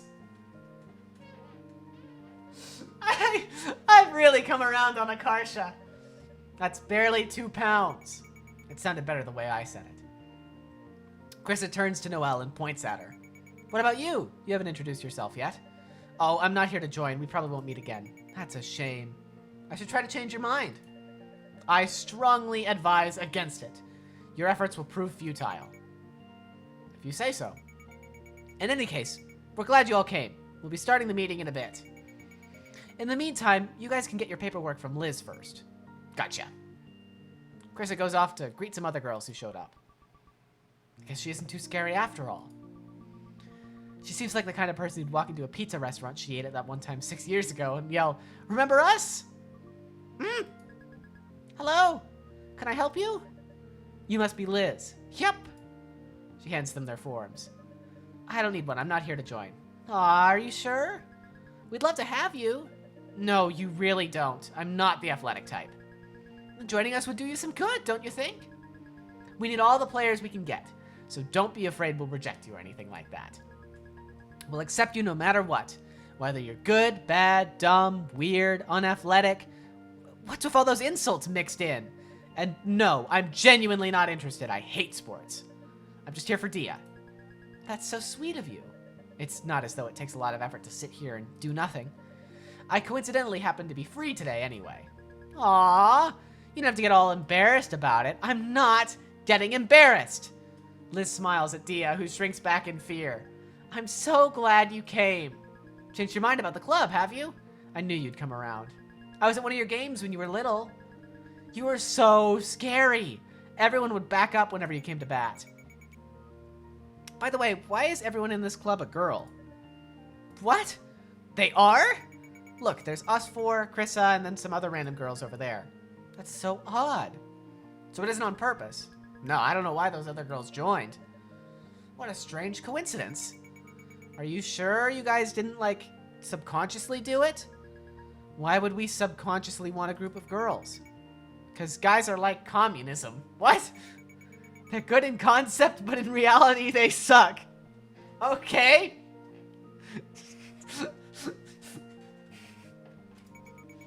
When you gather enough guys into a group, they suddenly become a bunch of douchebags. It's like magic. What kind of overgeneralization is that? It's not racist if it's true. Do you ever stand in a circle of people talking and not say anything the entire time? There's no reason for me to be here. I wonder how it's so easy for them to just talk. Dia stares off into space. Eventually, the conversation draws to a close and Liz goes off to attend to other club members. Finally. Dude, I just can't get over how weird her name is. The heck kind of name is Liz? It's probably short for something. Like what? Lesbian? Lesbian? That's not a name! Lizard Man? That'd be 1,000 times weirder than Liz in the first place. No, wait, I've got it. Her parents met at a Petco when the lizards were on sale, but there was only one left. So then they were like, darn, we gotta get married and share it. No one would get married over that! You'd be surprised, man. Some people are hella desperate. Nobody is that desperate. And then Lizard Man was born. They gave their kid a name that paid homage to her lizard origins, but in a low-key way. Totally plausible. Myth confirmed. Noelle is trying really hard not to smile. Myth not confirmed. Her name could just be Liz by itself. Nah, that's boring. My beautiful romance is way better. Your beautiful romance was set in Petco. So picky, man. What kind of Frenchman are you? Weird name, no mustache, no romance. Look, how is my name weird? All names have to originate from somewhere. I don't get why you're so fixated on it. Because it's strange? Isn't Noelle normally a kitten name you gave to kids born in December? I get it. Christmas. My parents are Asian. They don't know that. It's like how there's a guy in our class named Sky because his parents didn't know it's a girl's name. There's also a Chinese guy in the grade above us named Stone. Stone? I'm pretty sure my parents stole my name from a random girl who lived down the street. They probably didn't know a lot of Western names and just thought it sounded good. But still, what kind of Chinese parents would name their kid Noelle? It doesn't match up at all. It's like if I had a kid and named him Naruto. Noelle looks really taken aback. That would be weird. Literally all your ancestors going back for centuries had names like Wong Kar Wai or Mulan or whatever. And then there's you, Combo Breaker. Also, do you ever think about how crazy it is that we're friends? In any part of history up until now, we never would have met. And even if we did by some miracle, we wouldn't speak the same language. Wouldn't even be able to communicate. Well, you and Akarsha could. Nah, we wouldn't. They don't speak Hindi in Tamil Nadu. Right, Madrasi? I don't... I'm losing the pronunciation again. I'm too white! Don't call me that. What's wrong with calling you Madrasi when you're from Madras? What's wrong with calling you an idiot when you are one? It's sad imagining Noelle all by herself on a little island in Taiwan. What do you mean all by herself? It's not like I'd be completely alone without you two.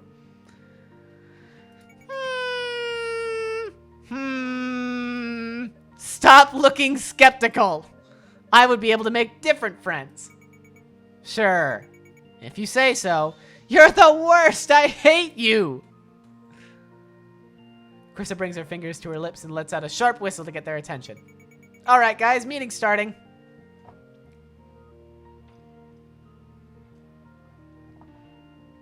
Everyone gathers in front of Krista and Liz. Welcome to the baseball club. As you're probably aware, our school doesn't have an official baseball program anymore. So we made one ourselves. You guys can think of it as a baseball team light edition. Or a cheap budget edition, since we can't afford to hire managers and stuff. Light edition sounds less scrappy. Like Coke Zero.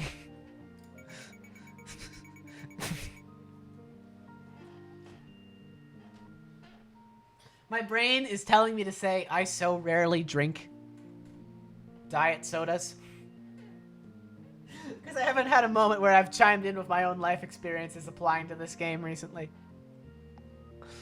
Anyhow, you can read up on the details in your club membership forms. It's pretty self-explanatory. This is just a recreational club for fun, not an official school sports team, so the paperwork is really simple. There's just a membership fee and a sheet your parents have to sign. Basically, the sheet says if you get hurt or whatever while you're here, you can't sue us. Oh, and our practice schedule's in there too, though we're still negotiating our game dates. A girl standing in front of Dia raises her hand. Game dates? Who are we playing against? Whoever we can get. Mostly teams from other schools. But don't worry, it'll be pretty casual. Hopefully we'll have enough members to at least fill the roster by then. Any other questions? If every other person on Earth aimed a laser pointer at the moon at the same time, would it visibly change color? I think it's funny that they've talked about Mythbusters. I was totally a Mythbusters kid. That was part of my science education. I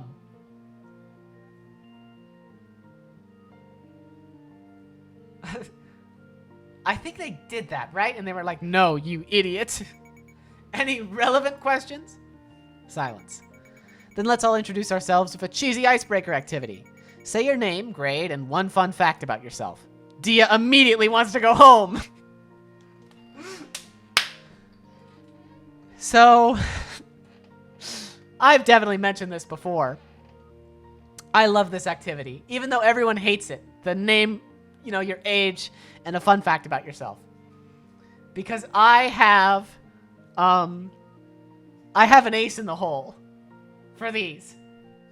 Is every time someone's like, name a weird fun fact about yourself, I'm like, so my dad, he owns a lot of guinea pigs. And it will always immediately just be like the most interesting fun fact at the table. So thanks to Dad for being the thing that I can use in that activity. No, I hate these. I can never think of any fun facts. I'm boring. I'll start. I'm Krissa, and I'm a senior. Fun fact. I have one. She reads cryptid articles at night and scares herself, and then is afraid to get up and use the bathroom. If you're gonna choose a fact for me, at least choose a flattering one. My turn now. I'm Liz, and I'm a senior too. Her fun fact is that she can lick her elbow. I thought that was supposed to be impossible? Do it! Liz does it. What the? What is she, a clown? Dia has gone back to being afraid of Liz again.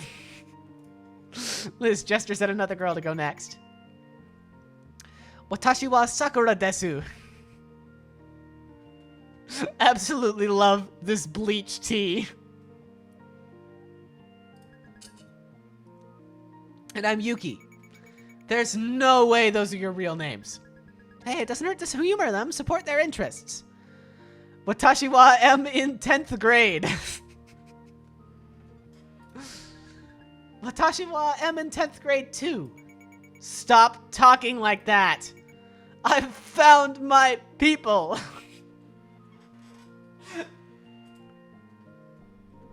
The next girl up looks more normal. Hi, I'm Esther. Wait, why are you here?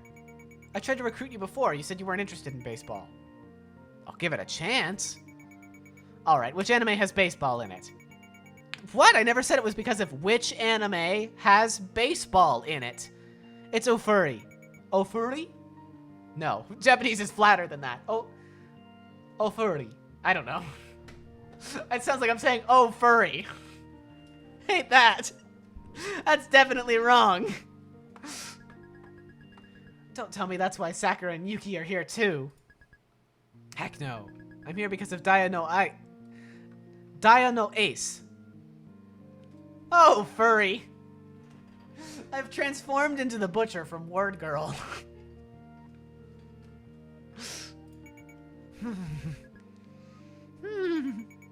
What, is it a crime to like anime? Yes.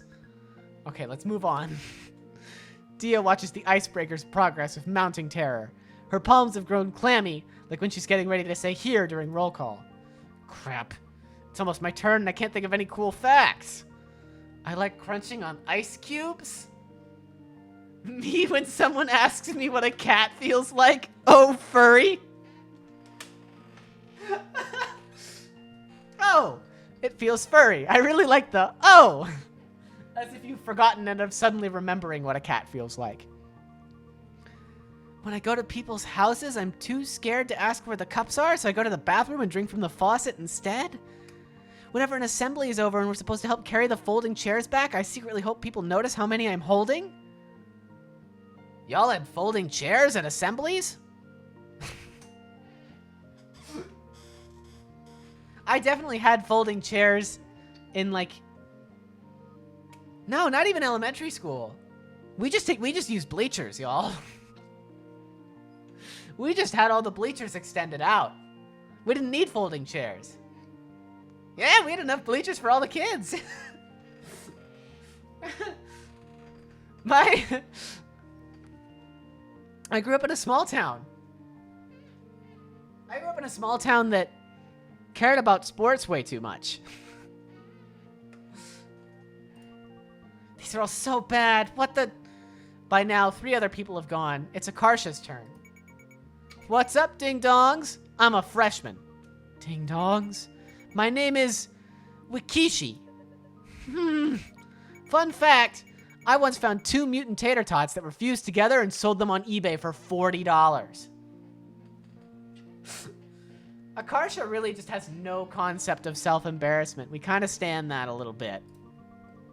Selling things sounds stressful. So, fun fact, fun story about selling something on eBay. I played Magic the Gathering pretty competitively in high school.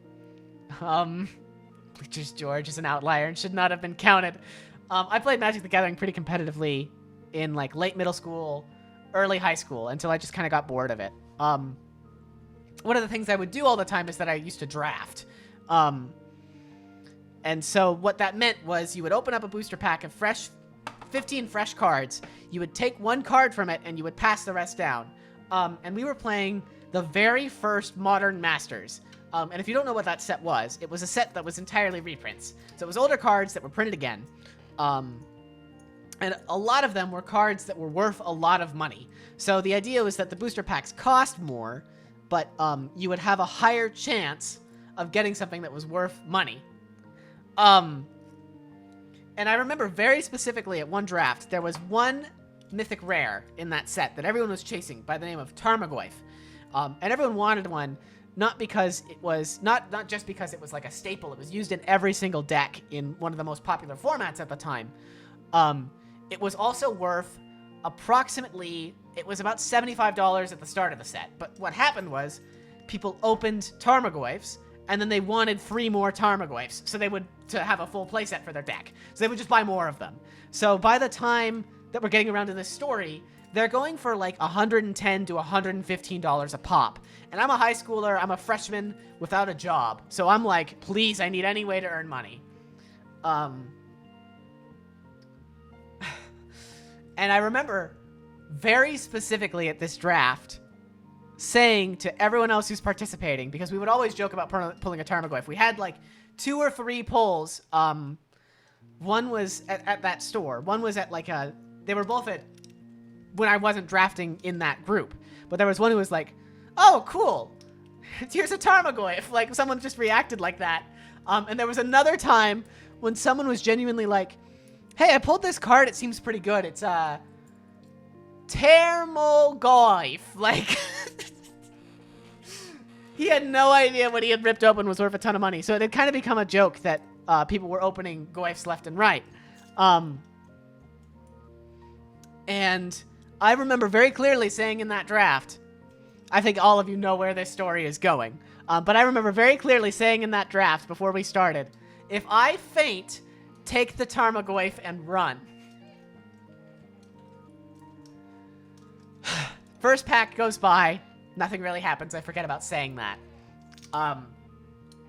Second pack happens. I am between playing colors, 2 specific colors. I know I'm in red. I don't know if I'm going to play red-blue or if I'm going to play red-green. And I run to the back of the pack. I open it up. I'm like, whatever the heck my rare is, that'll probably be the other color that I play in my deck. I open up the pack, I scuttle to the back, and I say, very specifically, oh my god, that's a Tarmogoyf. Oh my god, that's a Tarmogoyf. I am immediately sweating. My hands are shaking more than they have in my entire life. It was like I literally had a fight or flight in that moment, staring at this card that costs 1 and a green. And I slam it down on the table in front of me and I pass the cards.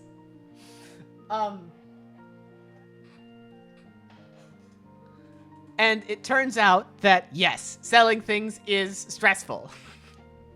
This is the really roundabout way of getting to the end of that story. I would have just eaten them. Noelle is the next one over, so everyone looks at her expectantly. Skip me. I'm not here to join. Let's move on to Dia, shall we? All eyes are on Dia now.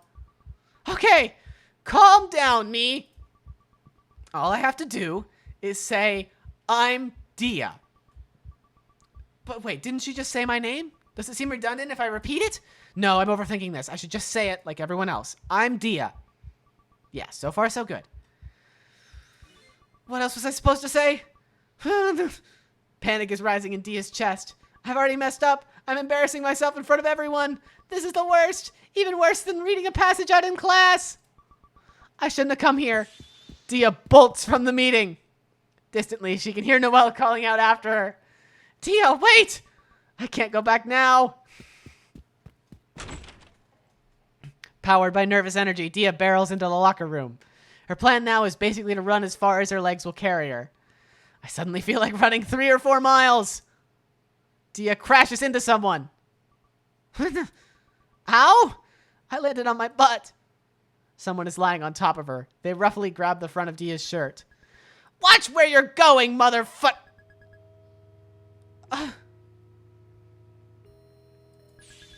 Dia! It's you! Min hugs her. Aww. Wow, this is great. I promised I'd come back, didn't I? I'm never letting go of you again. Okay. I'm gay. I need to get up. Actually, this ground is really gross and dirty. I can see other people's hair on it. Oh, okay, I'll let you up.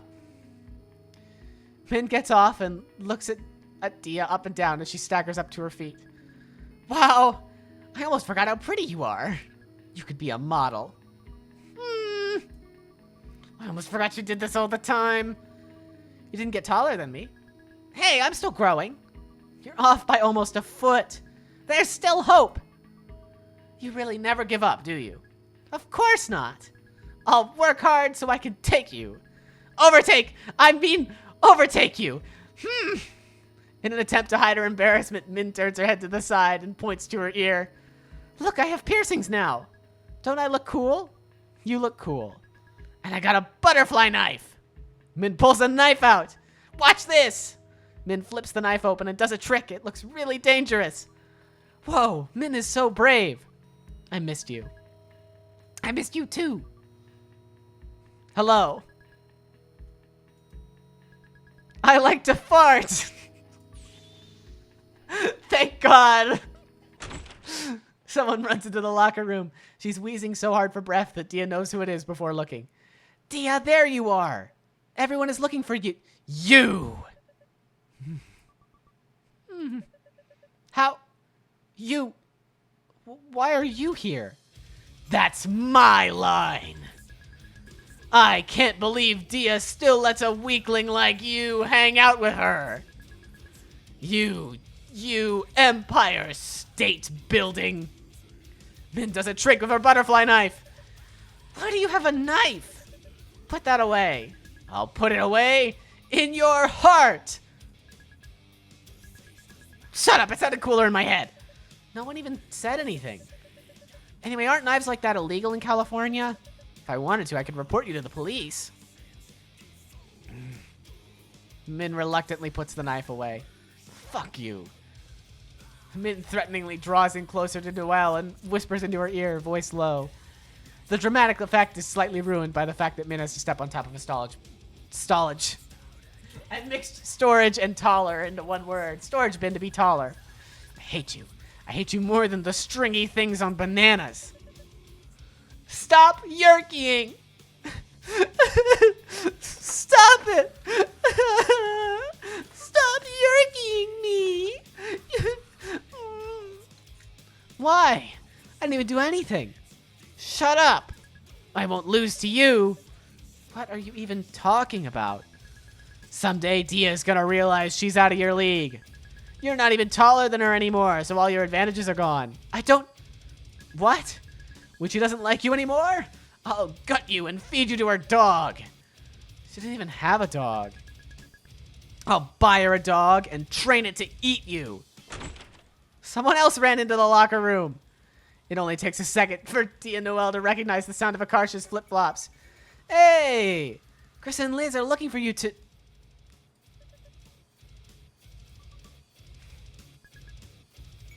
Have I missed something here? Who the fuck are you? Who the fuck are you? I asked first, jackass. Whoa! Almost cut myself on this edge. Before Akarsha can react, Min grabs the front of her jacket and slams her back to the wall. You want a piece of me? Whoa. Not gonna lie, if you were taller, this would be pretty hot. Min punches Akarsha in the face. Oh no. Stop it! Dia picks Min up and throws her several feet across the room. Min, you stay back. I'll handle this. No, but is anyone gonna explain to me what's going on here? Who's this emo shorty? Who are you calling short? But you are short. Min charges at Akarsha. Yeah! Akarsha kicks her foot out so that the flip-flop flies off. It hits Min's face with a loud slap. Min tackles Akarsha to the ground. You think you're so smart, huh? Well, guess what? I hate smart people. Our hands close around Akarsha's neck. In a panic, Akarsha scrabbles at Min's wrists, but it's no use. Use your head, you stupid clown! If you die, I'll kill you! Akarsha sticks a hand down her own leggings. What the fuck? This better not be your kink or something. Oh, Jesus Christ, is this toss? I have to skip that. In the confusion, Akarsha staggers to her feet, gasping for breath. Noelle rushes to support her. When Akarsha slings her arm over Noelle's shoulders, she accidentally brushes Noelle with her bloody hand. You contaminated me too! Noelle shoves Akarsha away, leaving her to fend for herself. Akarsha menacingly holds out. I don't think it's toss. I don't think it's toss. Because otherwise, it's probably not. I can't win by being a kung fu master. I'll win by being a piece of garbage.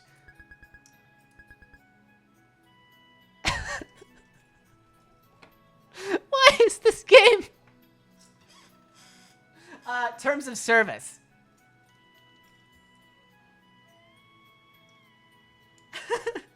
Why is this game playing the...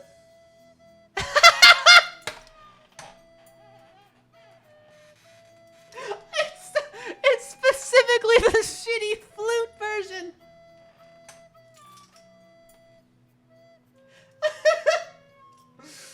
Oh my god, it's been so long since I've heard this. They call me Rail Tracer. Literally no one calls you that. Quiet, you! Min has stopped attacking completely now. In fact, she looks kind of impressed. You're the worst scum ever. Let's be friends. Really? So we cool? I guess. More importantly, that was really gross just now, so I never want to fight you again. Let's start over. I'm Min. Min? As in the delinquent kid? The one who knifed someone? Yeah, I got a problem with that? Are you kidding me? I've been looking for you. I need a dumb rebel friend to enable me to make bad decisions. They're getting along? What's happening? I don't like this. With her clean hand, picks a fist and offers it out to Min. Bros? Bros. They fist bump.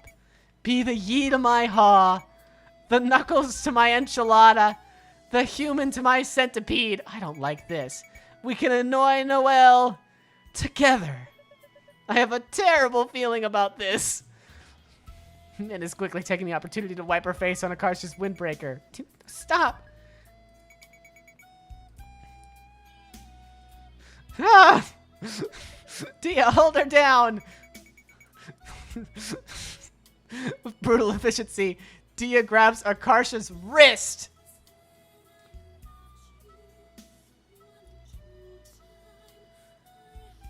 I can't believe there's actually the vocals in the background. I'm gonna get the VOD muted for this. Chris and Liz come through the door with the rest of the team following after them. Akarsha, Dia, Noelle, and Min freeze mid-scuffle, still covered in blood. Good, you're all hit. What the? Noelle points accusingly at Min. It's all her fault. Dia did nothing wrong. What? It's your fault for being annoying. You started it. You called me names first. Okay, we don't care who started it. Liz stumbles over Akarsha's fallen flip-flop on the ground. Whose shoe is this? Oh, mine. Why isn't it on your foot? I kicked it off. Why? She hit me. Akarsha points at Min. How old are you guys? 5? Exasperated, Krissa turns to Min. And you're Min? You're here to play baseball too? Yeah, I got here late. Well, Min, I'm Krissa. She has a knife. You damn snitch. Hand the knife over. Why should I? Because if you don't, I won't let you play baseball. You can do that? I can do that. Min looks very shocked. You can have it back when we're done. But you don't need it here. Min pulls the knife from her pocket and gives it to Krissa. All of them? Come on, we don't have all day. Reluctantly, Min shakes her jacket out. Several more knives clatter to the ground. Krissa puts them all on top of a cabinet in the corner of the room. It's too tall for Min to reach. She sadly looks up at them. Let's go to the field and actually play some baseball now. We're gonna lock this place up so you can leave your backpacks here. Well, I need mine. I'm gonna do my homework. Sorry, if you're here, you're playing. I refuse. So you wanna do this the hard way? Good. Because I love the hard way. Then I have no obligation to stay here and argue with you. Dia's fine now. I'm going home. Really? Then where are your house keys? What kind of question is that? They're right here in my... Noelle whirls to the spot where she puts down her book bag earlier. It's gone. Krissa adds Noelle's book bag to the top of the cabinet. No! Come on, suffering builds character. I don't want character. I guess we're all playing baseball now? The several knives trope. I forgot about this bit where it lets you play as different people. Oh no, we're playing as Noelle playing baseball. Oh, okay. Whew. Problem 1. What is this? I can't read the test paper. 12. Problem 2. I don't know anything. I don't understand any of this. I'm gonna fail. All my hard work up until now is for nothing. Wake up. What? Wake up.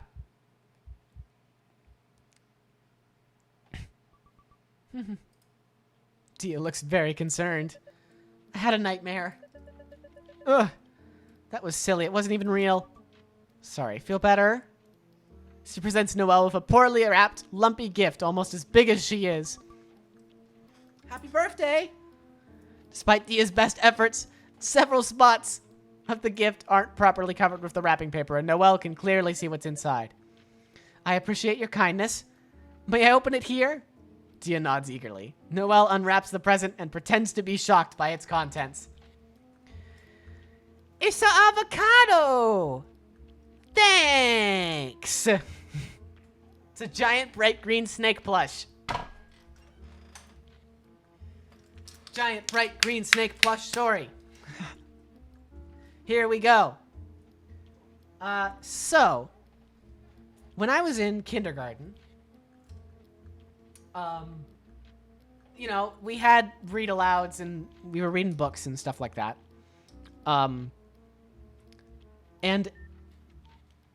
What would happen is there was a book about a character who was a bright green snake. And one of the things that we did,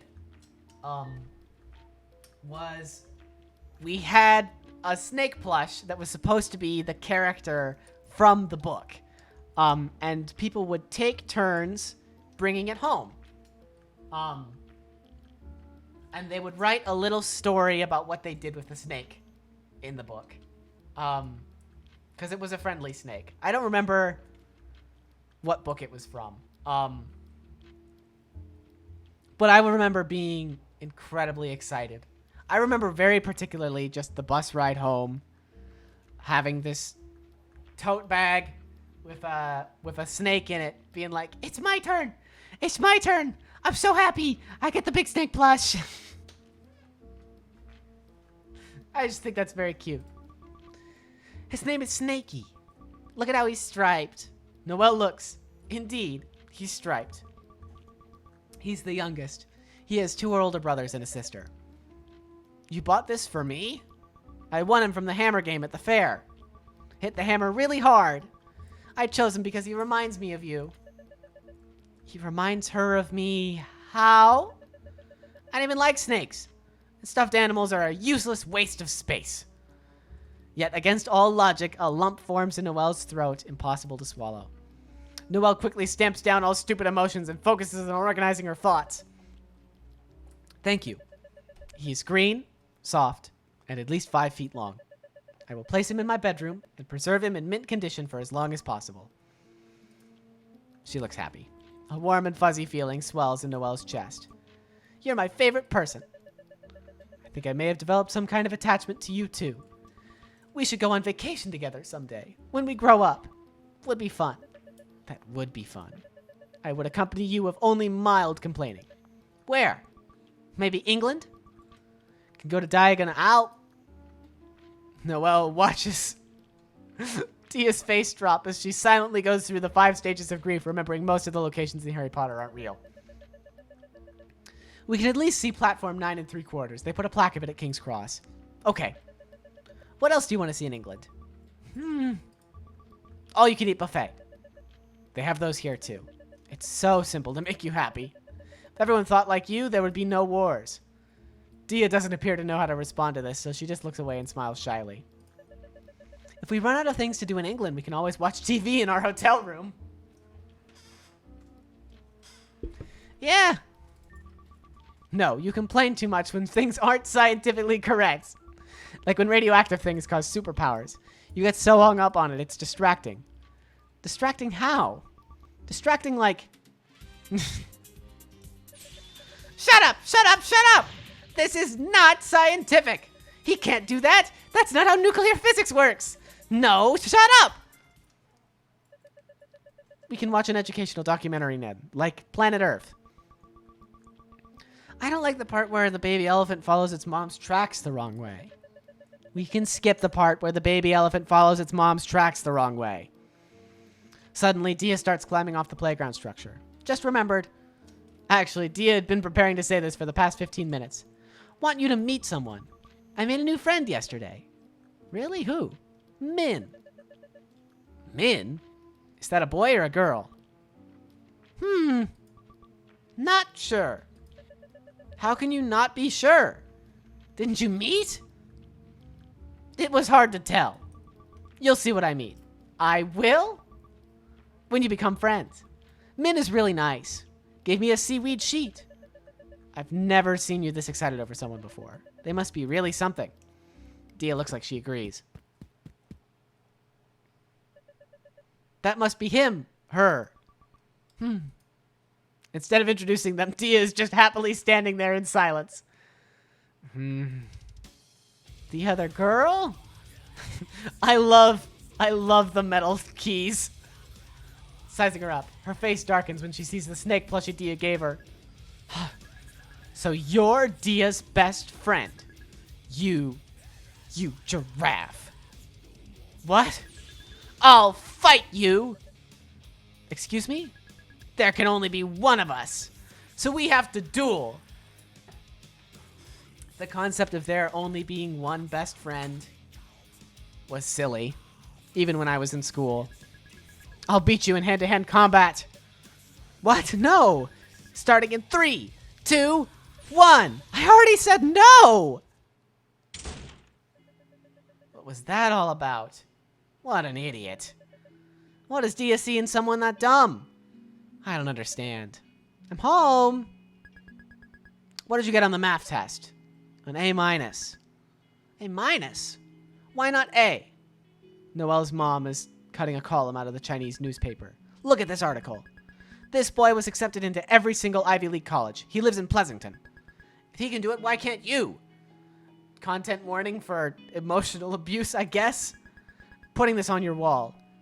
Not I guess, but definitely, absolutely. It's just catching me a little off guard. Putting this on your wall to inspire you. She gets up and tapes it up in Noelle's bedroom next to a poem her dad printed out. There is no success without hardship.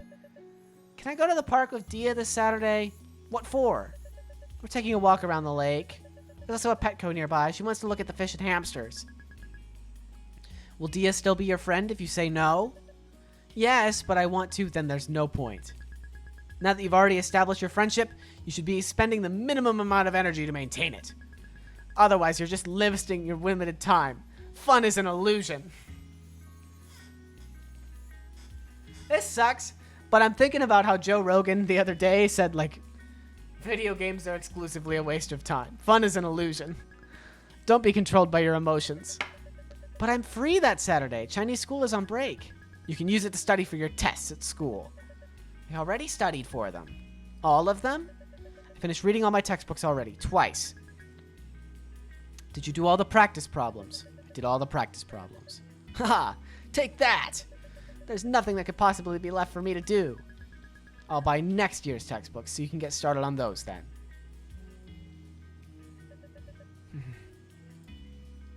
Upset, Noelle curls up in bed, angrily hugging her giant snake plushie. Read next year's textbook. The Fox and the Grapes. A hungry fox saw a fine bunch of grapes hanging from a vine. He did his best to reach them by jumping as high as he could into the air. But it was all in vain, for they were just out of reach. So he gave up trying and walked away with an air of dignity and unconcern, remarking, I thought those grapes were ripe, but I see now they are quite sour. Reading comprehension questions. 1. Why doesn't the fox eat the grapes? He couldn't reach them. Through the window, Noelle can hear someone whiffing a badminton racket outside. Sorry! It's okay. It sounds like they're playing badminton in the driveway without a net. They're probably in the dumb kids class. 2. What does it was all in vain mean? It was useless. No! Oh my god, did you see that? They're both laughing. Stupid hooligans wasting their time. Having fun? Ha! I'm above such petty unnecessities. They'll regret it when they're working at McDonald's someday. I hate sports anyway. I'm the real winner here. What's the message of the story?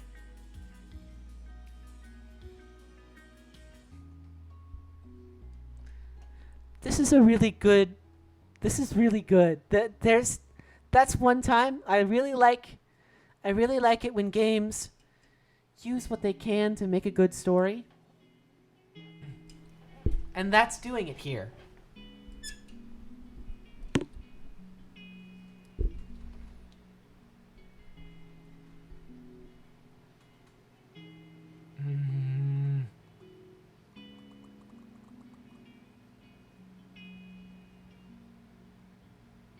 Appearances are deceptive.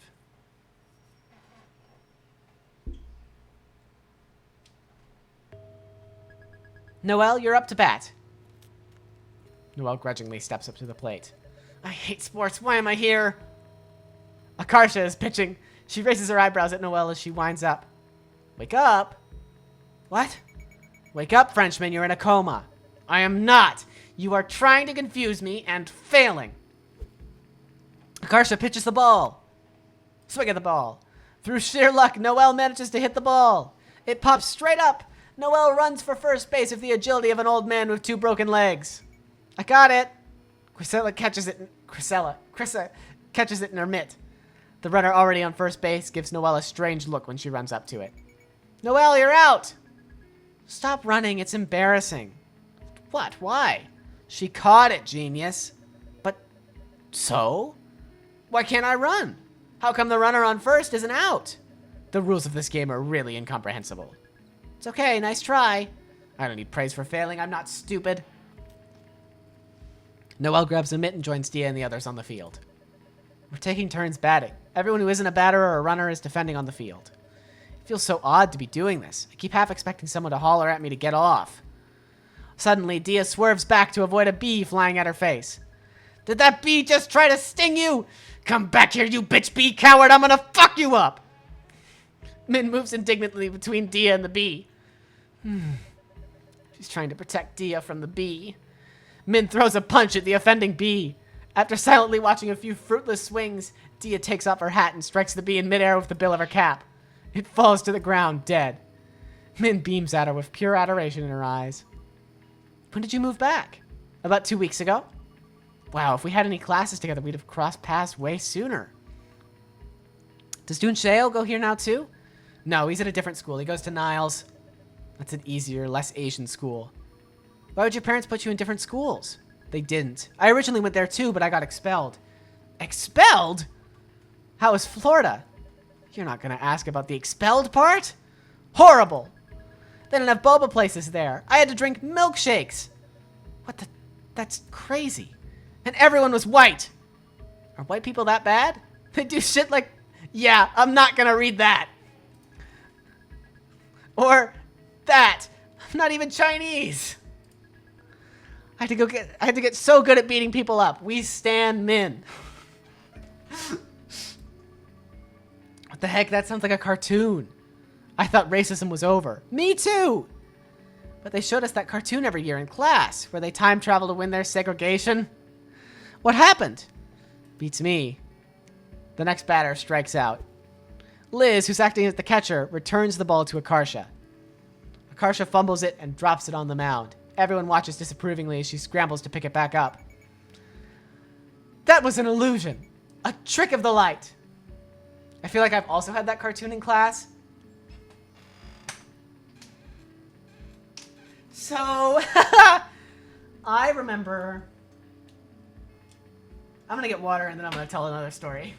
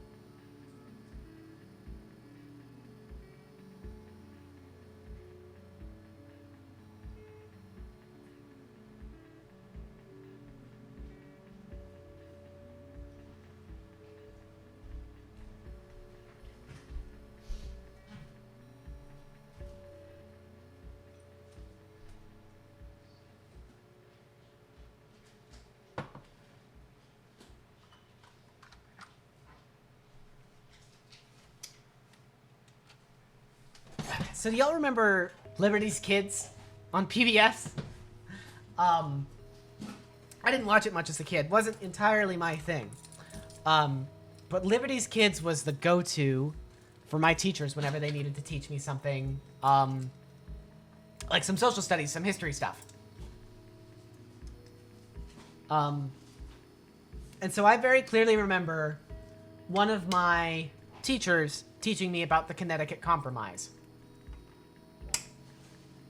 The problem is I don't remember what the Connecticut Compromise was, but I remember who did it.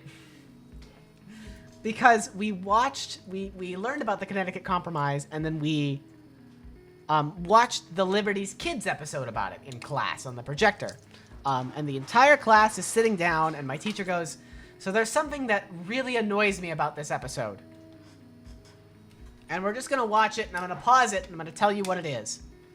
And partway through the episode, Ben Franklin shows up, and he's like, the best way to run the government is like my bifocals. And I very clearly remember him taking his glasses off, and, you know, you see the little separation on the glasses. And you know, he says, it's partially this way and partially that way. And, my teacher immediately pauses the movie and goes, okay, what annoys me about this? My hand, because I remember the silliest, tiniest detail that Ben Franklin didn't come up with the Connecticut Compromise. I raise my hand in the air, like high in the air. There's like 20 people else also in class who are raising their hands. And someone's like, it didn't happen during Congressional Congress? It was a nice day outside. We were not going to continue this until we figured it out. So I'm sitting here underneath this projector, constantly thinking to myself, Ben Franklin didn't come up with the Connecticut Compromise. Ben Franklin didn't come up with the Connecticut Compromise. In my head, trying to remember what I'm thinking for like 30 solid minutes. As the teacher chooses everyone else in the class as they whiff and get it wrong. John Adams wasn't there? No. Until she finally picks on me and I yell the correct answer. I swear to God, it was 30 solid minutes of me sitting in class thinking to myself, oh my God, there are people who raised their hands like twice and gave it a shot. So she clearly was like, she knew that I knew it and was picking everyone else before she picked me. Which sucked. No, we clearly saw you mess up. It's Dia's turn at bat now. Dia hits the pitch with a downright scary amount of force. The ball shoots over everyone's heads and lands in a tree in the distance, causing several startled crows to flap out. Yeah! Whose side are you on? We're supposed to be on defense. Okay, but you have to admit that was sick. Nice one, Dia. It's Min's turn at the plate now. She immediately grabs the heaviest bat they have. Pinseo, are you sure you want to use that? We have other bats that are closer to you. This one is fine. She hasn't even tried the other ones. But in general, people your size should use the 31-inch. No! I'm not some weakling! On the mound, Akarsha paces back and forth as Min squares up in the batter's box. Are you trying to psych me out? I bet you can't eat 5 crayons. Oh yeah? I bet I can. No eating crayons while the club is in session, please. Actually, Noelle, how about you try pitching now? It's been a while since we switched. Me? Noelle switches places with Akarsha on the mound. Bring it, you weak bitch! What are you insulting me for? We're on the same side now. No, we're not? What the heck are you talking about? Don't baseball pitchers pitch to their own team? No? Everyone is shooting Noelle appalled looks. No, you pitch against the enemy. It's the pitcher's goal not to let the batter get on base. Oh, I see. So that's why they pitch at such high velocity. So it's harder for the batter to hit a touchdown. Noelle, have you never watched a baseball game before? Can you even name a single baseball team? Yes. The A's? Kristen looks immensely relieved.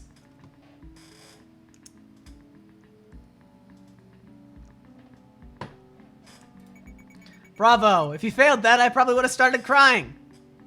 Min squares up in the batter's box. Noelle throws the ball with all her might. It plops back down into the grass, not even halfway to Min.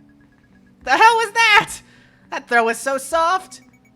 Nobody ordered ice cream, Noelle. Get it together. All right, I get it. I guess we'll count that as a ball. What? You didn't throw it through the strike zone. If you miss, it's a ball. If you throw 4 balls before the batter strikes out, the batter goes to first base for free. Where is the strike zone exactly? It starts at the midpoint between the top of the batter's shoulders and at the top of their pants. The bottom is aligned at the hollow beneath the kneecap. What happens if you're wearing a skirt? Does it default to the nearest pair of pants you own? You have to be wearing proper uniform pants to play official games. There's rules about that. If we want to throw the game, but in a subtle way, all we have to do is pull our pants up really high. Like up to our armpits. That's not subtle at all. Assuming we play this the regular way, don't short people just normally have smaller batting zones? Since their bodies are smaller. Yeah, it takes more precision to strike them out. By the way, the measurements are based on the batter's stance, not while they're standing straight up. Knowing that, can't we just reduce the batting zone's volume to 0 by squatting down? That way any pitch they throw becomes a ball. I don't know if there's a rule against that, But if you do anything too weird, it'd be considered poor sportsmanship. If it feels like the other people aren't playing fair, it won't be fun anymore. The umpire will probably stop you too. Whenever something's not explicitly outlined in the rules, it's his call. Okay, are we done explaining now? Can we play baseball?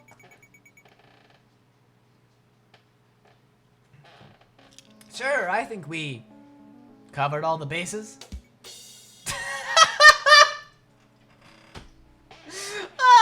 I was not expecting it to play a rim shot. That was very good. You're learning actual baseball rules? Wait. I mean, I didn't know the specificities of the strike zone. But I knew, like, that it existed and was a concept. Ugh. Don't laugh. Noelle doesn't laugh. That was horrible. Kristen looks disappointed by Noelle's cold reception to her joke. My joke was a swing and a miss. I better pitch the ball before she says more. Noelle hurls the ball with all her might. It plops down in the grass in the exact same spot as last time. Dia raises her hand and looks at Krista expectantly like she's waiting to be called on. Yes?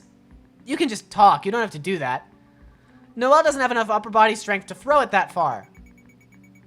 That's a problem. No matter what position she plays, she's going to have to throw it that far at some point. Well, good thing I'm not joining this stupid club then. Problem solved.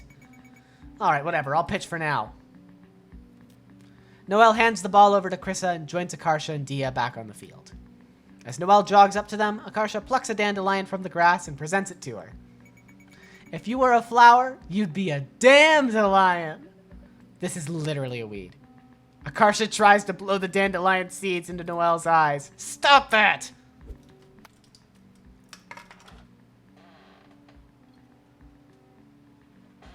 Min smacks Chris's pitch into the ground and takes off running.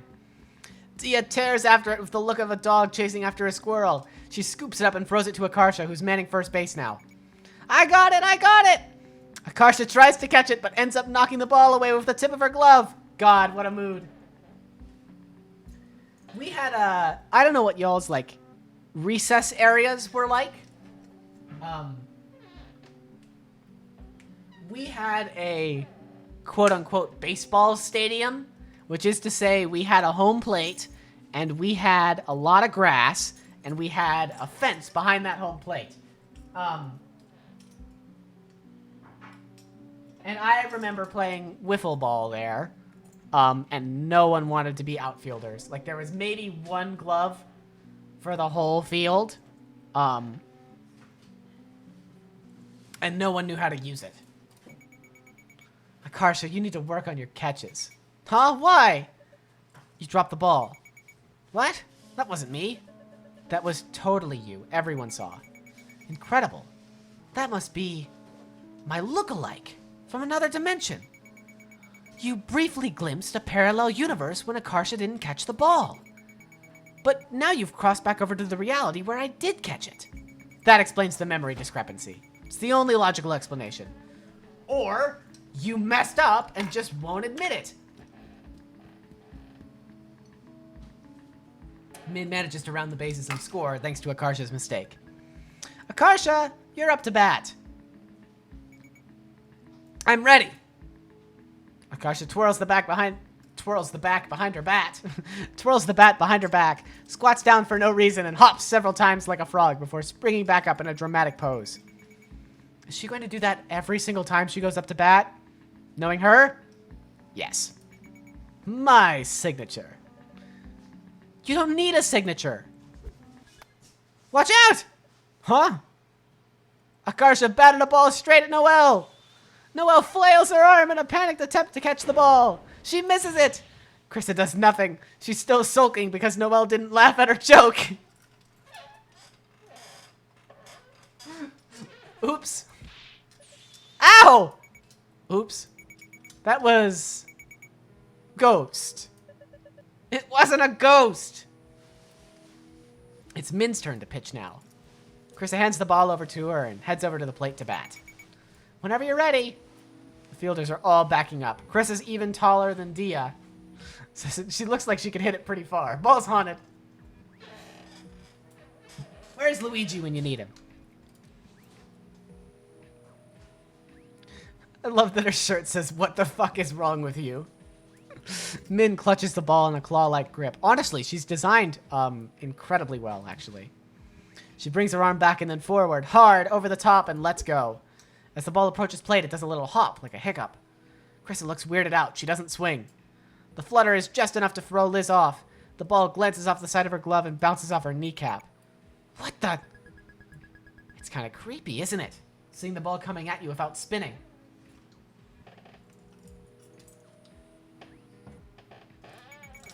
Yeah, it was like just floating at me. I couldn't tell the difference. It looked normal to me. Liz returns the ball to Min. Min clutches it in the same messed up looking grip, rears up and lets another pitch go. Krista misses it by a foot. It's a pitch you couldn't hit with a tennis racket. Liz has to twist in a weird angle to stop the ball in the dirt. A knuckleball, huh? What's that? It's a rare pitch thrown with nearly no spin, so its path is unpredictable. Oh, I get it. You're making this up as an excuse for why you missed. I'm not making it up. It operates on the same principle as a float serve in volleyball. Hello, Bloodle pleb. How are you? Or a knuckleball in soccer, if you know that. No. I don't know either of those. Okay, so when you pitch a ball normally, it spins like crazy. Somewhere around 10 times on the way to the plate. Spin is what gives a ball stability as it moves. If you can learn to throw a ball with minimal spin, its instability will give it an unpredictable trajectory. Did I say it wrong? Uh-oh. Bloody. Bloody pleb? Oh, does that make more sense? I'm trying. Blood, i.e. pleb.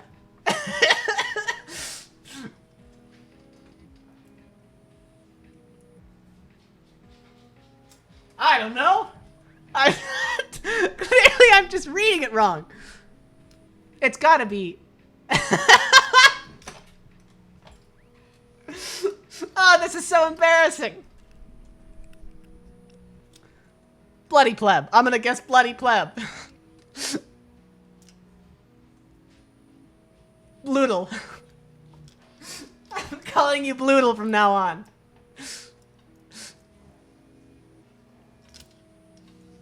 I was assigned Bloodle at birth. If you can learn to throw a ball with a minimal spin, its instability will give it an unpredictable trajectory. It starts behaving like a chaotic system, like the weather. And that's great, because a lot of sports mastery is just recognizing situations. Everyone says to keep your eye on the ball, but it's actually impossible to do that due to the limitations of human reaction. What good hitters actually do is anticipate the ball's flight path based on cues they recognize from being in similar situations before in the past. No, call me bloody pleb. Okay. I will. In other words, they don't see the ball, they just guess its trajectory. Ah, but they can't do that against a knuckleball. That's right, a knuckler's trajectory is drastically different each time it's pitched. So no matter how good you are, there's no way to reliably hit it. Thrown correctly, it moves so erratically that it's impossible to hit except through sheer luck.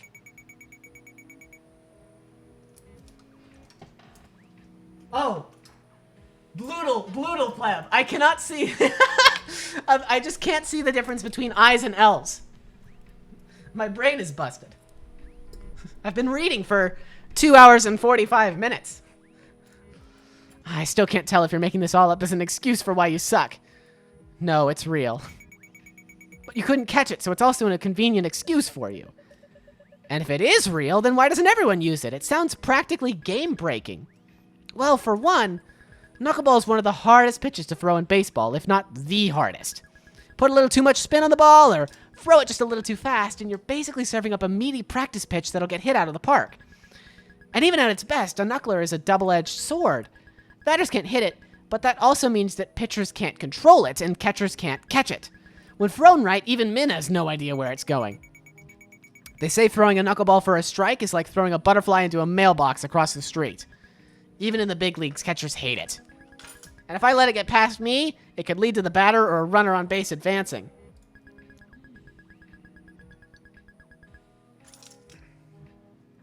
Ever since wrist, you've been having a time. I read it right that time, though. I didn't say risk, I said wrist. I'm trying, okay?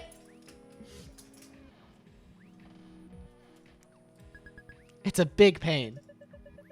So basically, it's hard to throw right, it's hard to control even when you throw it right, and it's punishing if you miss. Pretty much. No one trusts it. I hope you're enjoying this game as much as I did when I watched the first time. I am enjoying this. It's very sweet. I am totally like the kind of person who loves games that are nothing other than a story and are not, you know, that just exist as that. I remember playing Gone Home for the first time in high school, and it like opened my third eye.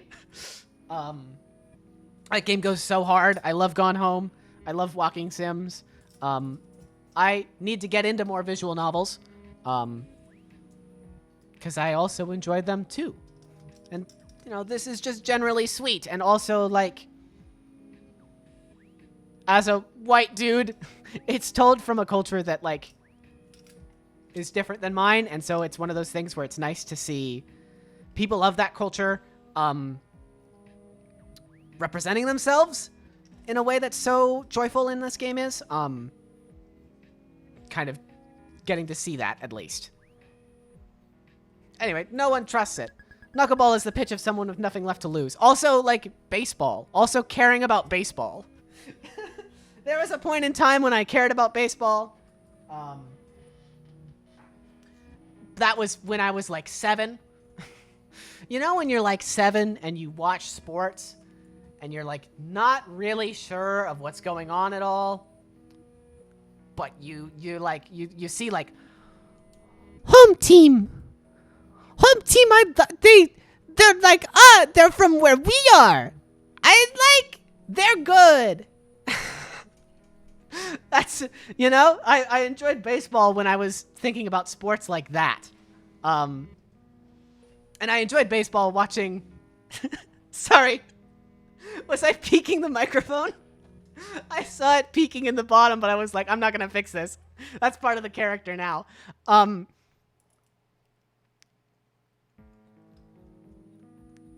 yes, I'm enjoying this. And that's us. We can try things that no coach in their right mind would ever risk, because no one expects anything from us. So we might as well take advantage of that, right? Even if we don't win a single game, at least we'll have fun. Fun? What kind of nonsense is this? Krista strikes out! The ball ricochets off Liz's mitt and catches her bare hand, striking her thumb at a painful-looking angle. Ow! Okay, timeout! That looked pretty painful. Liz's thumb has turned a swollen purple. Ugh. Are you okay? I'll live. Min, is this all you know how to throw? I can throw fastballs too, but they're not that fast. I was frustrated with Akarsha at first. I think you're designed to be, right? With the first impression that she gives. But then she referenced, everyone gets a brick. What you do with it is your decision. And you know what? We stand now. I can throw fastballs too, but they're not that fast. I don't know why I've started using the word stand this stream. I've never used it before. It just has happened to me. So knuckleball is kind of my specialty.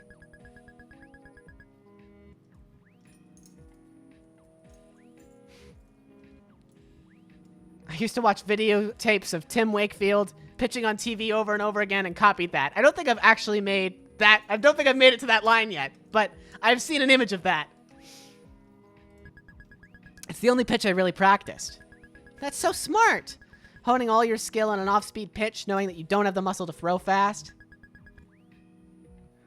Did your coach suggest it? No, I didn't have one. No one taught me anything. I taught myself. Huh? Then what made you decide to specialize as a knuckler? I chose it because, it's hard to catch. So Dia has to be the one to catch it, since it'll hurt everyone else. What kind of reason is that? She's so stupid, she unknowingly ended up doing something smart. Min, what do you mean by Dia having to catch it? Dia's immune to it because she's special. I'm pretty sure that's not how it works. Dia has been standing by, hopefully, for 5 minutes now, looking like she wants to say something. Dia, would you like to try catching in my place? Dia nods furiously. Then that settles it. Let's switch. Once Dia is strapped on all the gear, Min throws it again. Dia caught it! What? I love this. I love this. She almost looks like it's like a photo that her face is like photoshopped into.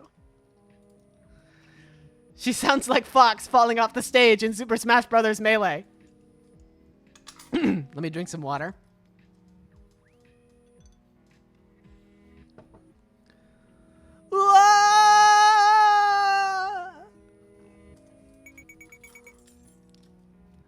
I knew it! Krissa was making it up. I'm never believing your lies again. We weren't lying! Dia just caught it again. See? Dia is amazing. Okay, that has to be a fluke. Calm down. You're the one who needs to calm down. They've managed to relieve another hitter together. Akarsha is up next. On her way to the plate, she tries to do the splits, fails, and sheepishly crawls back to her feet. That was my plan all along. I'm playing four-dimensional chess. God, I can't stand her. I want to push her off a cliff. But a shallow one, so she doesn't get hurt, just to scare her. Sorry. Min winds up and throws another knuckler. It veers wildly up to the sky. Without hesitation, Dia rises out of her crouch and gloves it. What? That would have been a ball, but still. Is it really that surprising? Dia's always been good at sports. I'd be more shocked if she failed. No, but you don't understand. This goes beyond being good at sports. It's literally impossible. Akarsha swings and misses for the third time. She's struck out. That was performance art. You can't make these excuses every time you mess up. Once Dia and Min have relieved the entire roster, Liz claps her hands together to get their attention. All right, everyone, let's end the meeting for today. What, already? Yeah, it's been like 2 hours. Huh? They say time flies when you're having fun. But I wasn't having fun. I must have been so miserable that my mind wiped parts of my memory out. Let's head back inside. Dia, I'll race you. Oops. Dia and Min tear off at top speed. After a bit, the others begin heading uphill as well at a deliberately more reasonable pace. I haven't seen Dia this happy since the time the vending machine malfunctioned and gave her 2 Kit Kat bars instead of 1. Noelle subtly tries to regulate her breathing rate so that no one knows she's getting winded walking uphill. Hey, Noelle. Thanks for putting up with us today. Sorry we sort of forced you to play. It wasn't the worst. I may find it in me to forgive you someday. Yeah. You did good. I did terrible. Okay, you did terrible. But you tried your best, and that's what matters. It's not like everyone can be Dia. Don't worry so much and just have fun. It's not a competition. Right. Krissa pats Noelle on her head. Don't touch me. We really appreciate you pitching in. Noelle tries to escape. She takes one step, slips on the muddy grass, and falls on her butt. Noelle! What are you doing, Noelle? Trying to win America's Funniest Home Video? Krissa, you pull her up. My hands are full. No! Noelle scrambles to her feet and follows the other up the bank as quickly as she can. Not very quick. Hey, wait! Noelle! They're being nice to me to trick me into joining the club. I won't fall for it. Unlike some people, I have control over my emotions. I'll just ignore her. Fuck! What was that? Min is picking herself up off the ground. There's a Min-shaped dust imprint on the door now. Are you okay? The door was locked! You probably should have checked before ramming straight into it. I had first period PE my freshman year of high school. I remember spending multiple days. So one of the things that we had to deal with was the door was usually locked in the mornings, and one of the teachers would have to come through. Welcome to story time, by the way. That just kind of has been happening all day.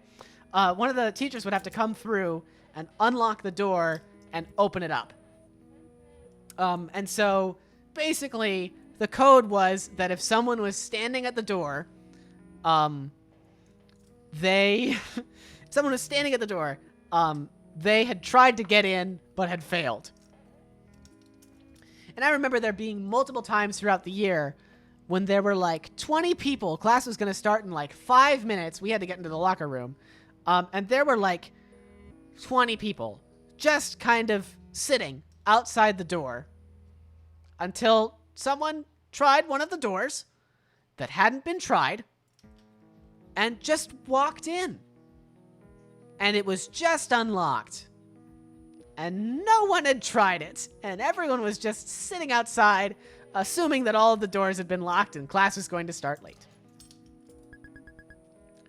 Don't tell me what to do. Looks like we'll have to wait for Krissa and Liz to unlock it.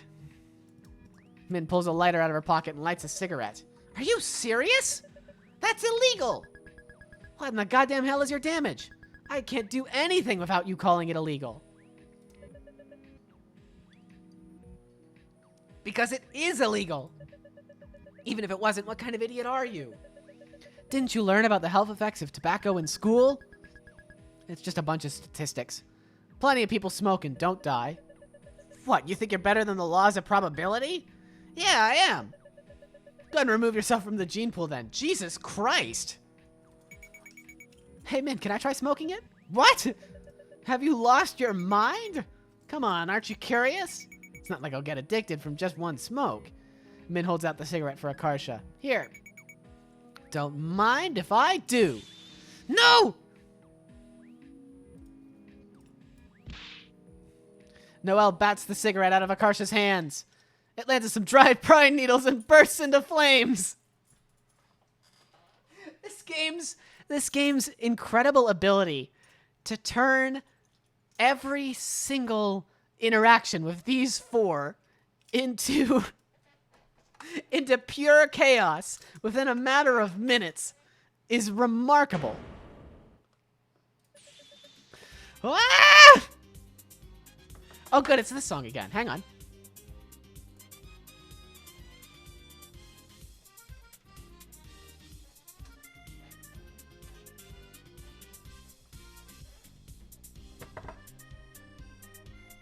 I didn't transition. I was just dancing for a minute, for like 20 seconds, and you just couldn't see me. Great, good, perfect, great, awesome. Let me hide the. Frenchman, what have you done? Shut up. Smokey the Bear is crying right now. Only you can prevent forest fires. Well, shit, what do we do now? Pee on it in all caps. Are you stupid? Stop, drop, and roll. You don't do that unless you're already on fire. Head on, apply directly to the forehead. This isn't helping. Silence falls over the group as they hear approaching footsteps on the other side of the wood divider. It sounds like Krissa and Liz are slowly getting closer to the locker room. Hey, what are you guys screaming about? Nothing's wrong, so don't come in here. Is everything okay? Everything is fine. Where's the nearest fire extinguisher? The footsteps pause for a brief stunned moment before resuming with dramatically increased speed and urgency. Crap, we need to fix this. We should smother it. Someone use their jacket. What if the jacket gets burnt? This is my favorite jacket, man. Okay, who likes her jacket the least? Me. Dia strips off her hoodie. Min watches with extreme interest, but looks incredibly disappointed when she sees Dia is wearing a shirt underneath. Akarsha throws the jacket over the fire and stomps on it. Okay, I think we extinguished it. Teamwork. Dia picks her jacket up and shakes it out. Other than mud prints from Akarsha flip-flops, it looks no worse for wear. I can't believe Frenchman snapped and tried to commit arson. That's not what happened. Chris and Liz are here. What's that burnt smell?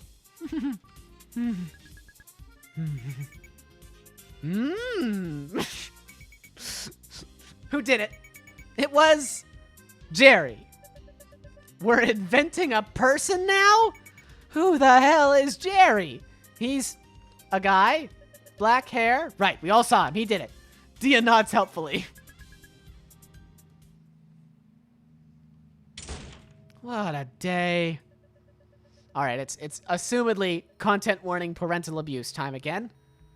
I somehow ended up playing baseball, got patted by some random upperclassman, and was interrogated over arson. They questioned us all separately, and all accounts of Jerry fell apart. In the end, they made us do push-ups as punishment. I'm exhausted. I'm home. What did you get on the math test? An A. A? Why not A+? Noelle's mom is cutting a column out of the Chinese newspaper. Look at this article. A CEO sold his company for over $1 billion and donated $200 million to UC Berkeley. There's a building at Berkeley named after him now. He's American-born Chinese, just like you. If he can do it, why can't you? I'm putting this on your wall to inspire you. She gets up and tapes it in Noelle's bedroom next to the shelf gleaming with Noelle's math competition trophies. Dude, what the fuck I missed in elementary school? According to Min, basically she's your childhood arch nemesis. And Dia's ex? The arch nemesis part is accurate, but she's not Dia's ex. That's ridiculous. Okay, she didn't use those exact words, but pretty much? That's impossible. They're both girls. So? What do you mean, so? I can't believe you have an arch nemesis? I didn't even know people had those in real life. How is this gonna work? Whoa. I don't know why I always read O_O like that.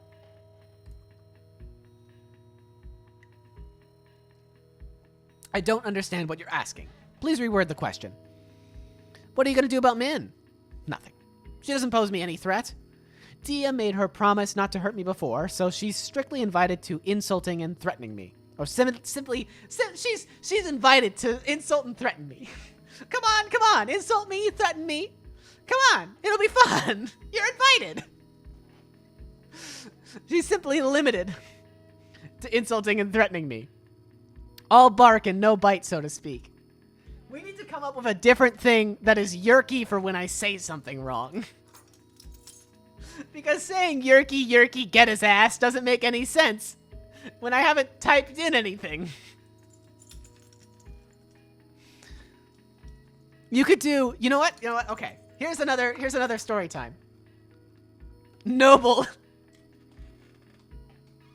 But okay, can we consider my parents, my mom, really liked to make fun of me when I was younger because I have like a weird half lisp. And I say the word, listen to me, Veter. Theater. It spells Veter.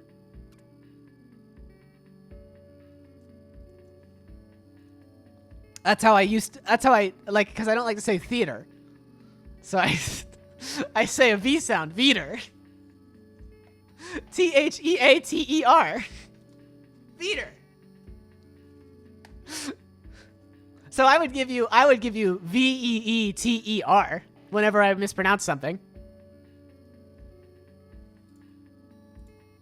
I'll just try my best to avoid her. What? She's friends with both Dia and me now. You gotta figure out how to deal with her sooner or later. No, I don't. My strategy has worked flawlessly all the way through elementary school. Language isn't real. You right? There's no reason to change it now. Your strategy? The maybe if I ignore the problem it'll go away strategy? I don't have a choice. You don't understand how stupid she really is. She's not just pretending to be dumb like you. She's dumb for real. She once carved her name into a desk and couldn't figure out how they caught her. Wait. Hold up. Wait, I got it. Join the baseball club. Why? How does that solve anything? It doesn't. But trust me, it always works in the movies. Whenever two characters hate each other, if they end up in a situation where they're forced to work together, they come out as BFFs. More realistically, they'd go from enemies to worse enemies. Noelle and Akarta arguing over the friends to lovers trope. No, I'm calling it right now. We're going to miraculously set our differences aside and work as a team. Also, we win by 1. Come on, Frenchman. One of us. One of us. No. Yes. Leave the Eiffel Tower behind. Stop telling everyone I live in the Eiffel Tower. Make your dreams into reality. This isn't my dream. Then what is? Doesn't it bother you that everyone else our age gets to have fun? Like, bro, where's my complicated relationship drama? Where's my reckless teen adventures? Don't you feel like you're missing out sitting at home alone all the time? No, because it'll pay off in the future. But your youth is irreplaceable. Noelle was invited to the baseball club group chat. I'll just take a quick look and then quit. That's it. Yeah. Hello. What the fuck? Why are you all here? What are you gonna do? Use a parabola to calculate how to throw the ball? Parabola. Shut the fuck out. Oh, I love that. I love the phrase, shut the fuck out. That's very good. You long green bean. Green bean? Shut the fuck out in all caps. Yes. You stupid overachieving Asian fob loser stereotype. Overachieving. Big words for someone who will be attending community college and working at McDonald's. Guys, come on. Don't be like this. Become BFFs. Look at how much you have in common. Asian, full of anger, and you both like Dia. Let's all sing the Barney song. I love you. You love me. We're a happy family. Minus changed the group chat name to Fuck You, Noelle.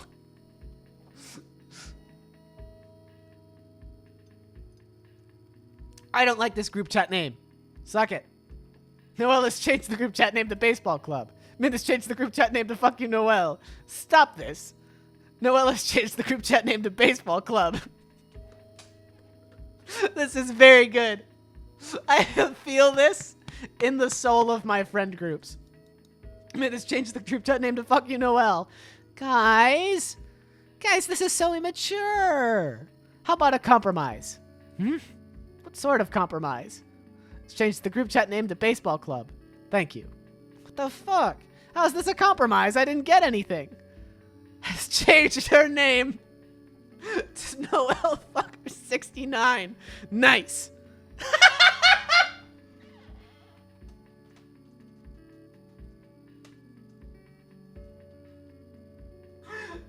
I wasn't expecting that to actually happen.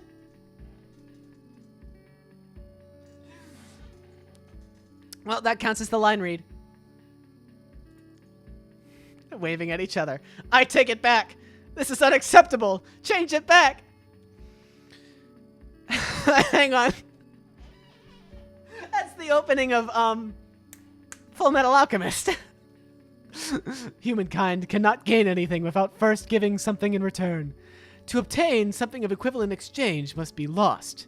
That is alchemy's first law of equivalent exchange. In those days, we really believed that to be the world's one and only truth. I hate you. Starts crying. I'm crying. You made me cry. If you don't change it, I'm not going to be your partner for school projects anymore. Darn. It was good while it lasted.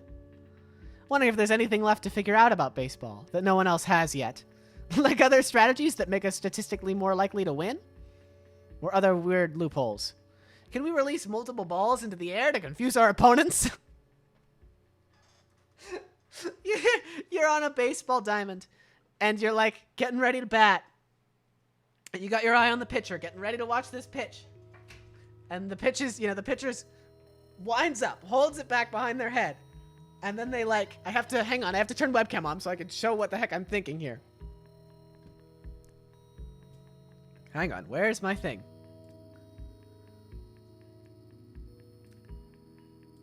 Do you so the pitchers got their hand behind their head. This is a sloppy webcam setup, but you know what? Good enough. They've got their hand behind their head. They're ready to throw. and then they just kind of like go around and they throw it like this, and then they like pull out other baseballs from their pockets and they just start juggling. Just on the mound. Okay, let me disappear again. I think that would just confuse us too. What about advantages for batting? What if instead of bats we brought those Yowie paddles? Oh no. Oh no. In any case, they have rules about what kind of bats you can use. Dude, this just gave me a great idea. I'm Albert Einstein. I'm very happy that they have changed your name culture, because I feel that. Was that your idea? No, that's not it. It was just my reward for being a genius. What if you break a bat in half and dual wield one half in each hand? I don't think there will be any advantage doing this. We gotta try it to know for sure. For science. There's rules about damaged bats. If they break, they're removed from play without penalty. No! My plan is crumbling to pieces! Your plan was in pieces from the start. Rude! My backup plan is we could secretly replace Dia's bones with synthetic ones. I don't like this plan. What about nanomachines? I don't want nanomachines. Nanomachines are not even at a level where we can use them yet. It's still a theoretical field. What? I thought they made nanocars already, with wheels and everything. Just a moment, I'm Googling it. I don't want nanocars. The Wikipedia page says the nanocars don't even have motors. They just have 4 wheels attached to an empty frame. They don't do anything. Why the hell did they even create them? I don't know. They would just be floating around pointlessly inside Dia. For our purposes, gene therapy would be more practical. This technology is already used to treat muscle wasting disorders. We could use it to change Dia's gene expression and increase production of proteins to make her stronger. It would be totally undetectable by drug tests. Oh my fucking god. I don't want gene therapy. It'd be like doping, but with your genes. Gene doping. Has anyone done this yet? I wouldn't know. I'm looking it up and dude, no one's ever done it. There aren't any regulations on it yet. I bet all the baseball people don't even know what it is. You could be a gene doping pioneer. You haven't even been here 10 minutes yet and you're already destroying baseball. I don't think this is the way we're supposed to do it. Guys, oh my god, I looked up cyborg Wikipedia on Wikipedia and I found there's a man. I feel like today, I feel like this game came out in like what, 2015, 2016, 2017-ish. Today we would just post he and this image, and everyone in chat has figured that out. He. Oh, thank God. Since 2004, British artist Neil Harbison has a cyborg antenna implanted in his head that allows him to extend his perception of colors beyond the human visual spectrum through vibrations in his skull. His antenna was included within his 2004 passport photograph, which has been claimed to confirm his cyborg status. This is great. The claim to confirm his cyborg status bit makes him sound so desperate, right? Plus, the design is totally unfashionable. You normally expect cyborgs to look cool and futuristic, but instead... Yay! This game is very in tune with how people on the internet speak. It's even better when you remember this is from 2004. Oh my god. The black and white makes you think this is from the Great Depression or something, but it's actually some weirdo with a really lame haircut.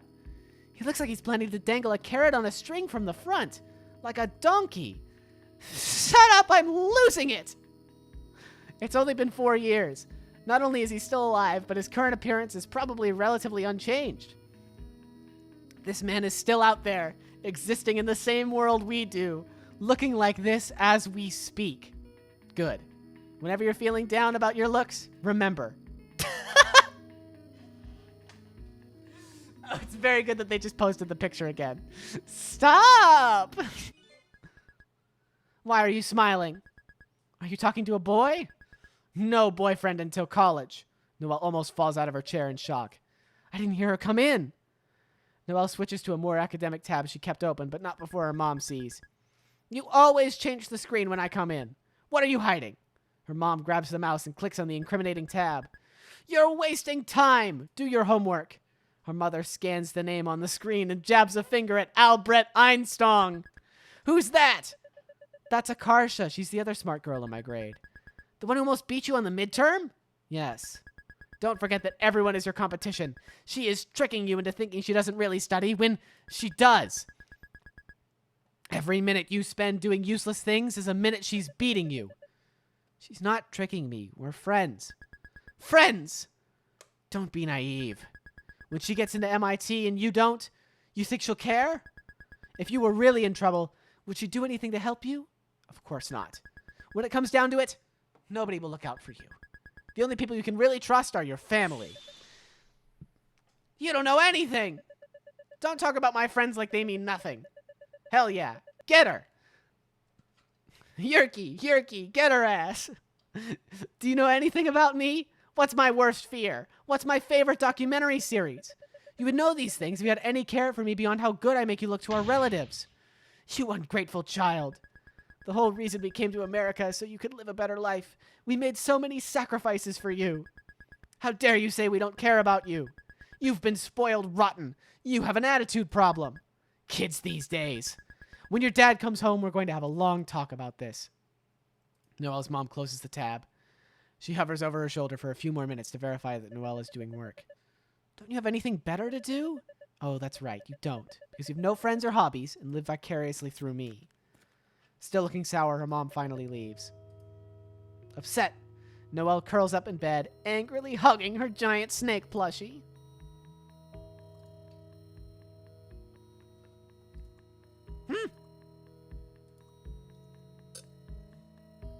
Yuck, why'd you come back? Are you still deciding whether to join or something? No, I have decided. I'm in.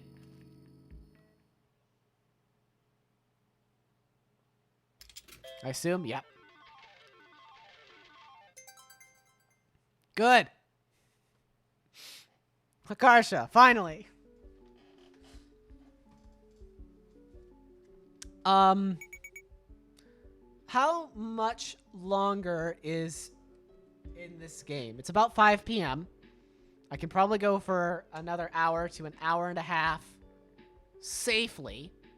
I know they said this was 3 to 4 hours long, so this would put us at about 3 hours and 45 minutes, and I totally understand that we're running through this game slowly. Not sure. Okay. Well, then I'll keep going. And if we don't finish, we don't finish. Not even, like, in time, just in, like, percentage, I guess. Because I would assume that you play as all 4 of the girls, right? Hello? Dia? Homie? Dia is crawling on her hands and knees in the bushes. What are you doing? Caught him.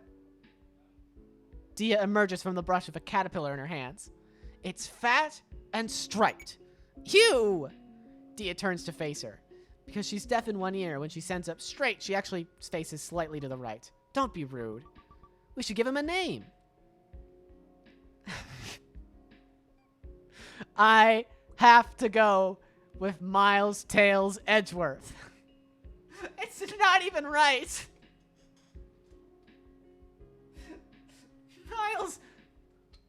Miles Tails Edgeworth.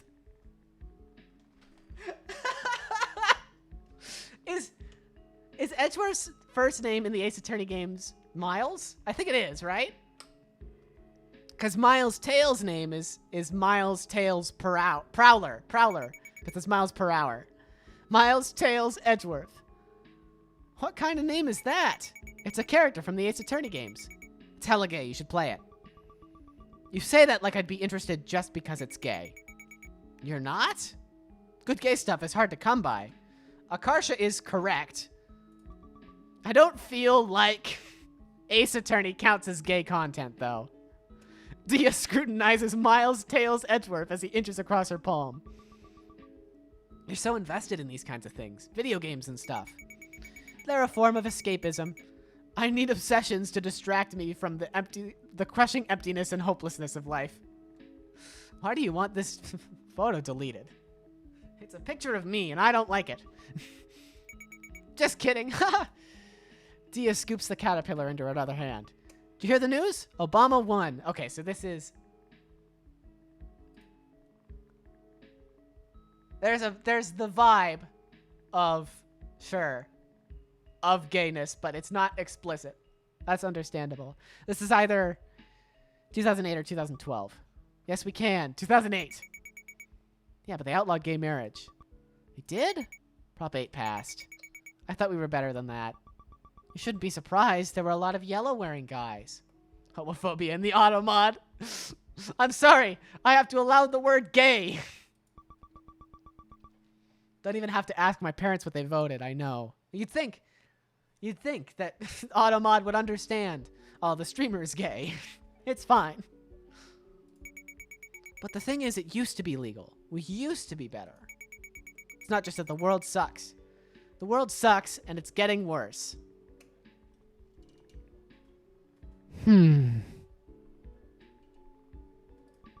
Obama, though. Yes, we can. Yes, we can. Miles Tails Edgeworth is crawling up Dia's arm now. Gross.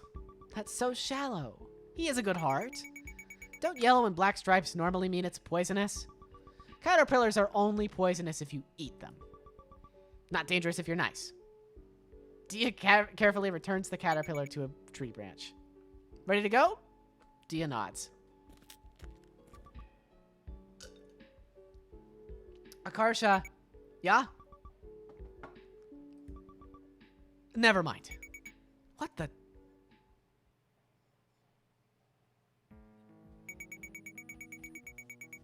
We went ahead and got changed. It feels like we're a real team now, wearing the same uniform. Story time. When y'all were in middle school / high school, or at least, well, when I was in middle school / high school, we had the kind of lockers that you had to buy a combo lock for, or else it would be unlocked. And I was sort of like, I'm only gonna ever do PE my freshman year. I don't really need to buy a combo lock, do I? So I just left it unlocked. So one day, I brought... This is really gonna unveil how much of a nerd I am. Here we go. I brought my PlayStation Vita to school, which I got as a birthday present. I was playing Spelunky on my PlayStation Vita.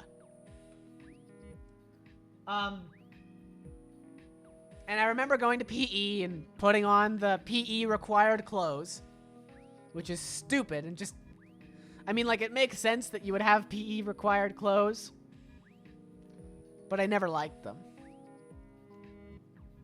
Put the Vita on top of my locker, and I came back, and it was gone. I didn't have my charger or anything. And I never got it back. I got a second PlayStation Vita eventually, which... Boy, that's the worst thing ever to say. I got a second PlayStation Vita eventually. Imagine saying that about one of the worst selling consoles ever.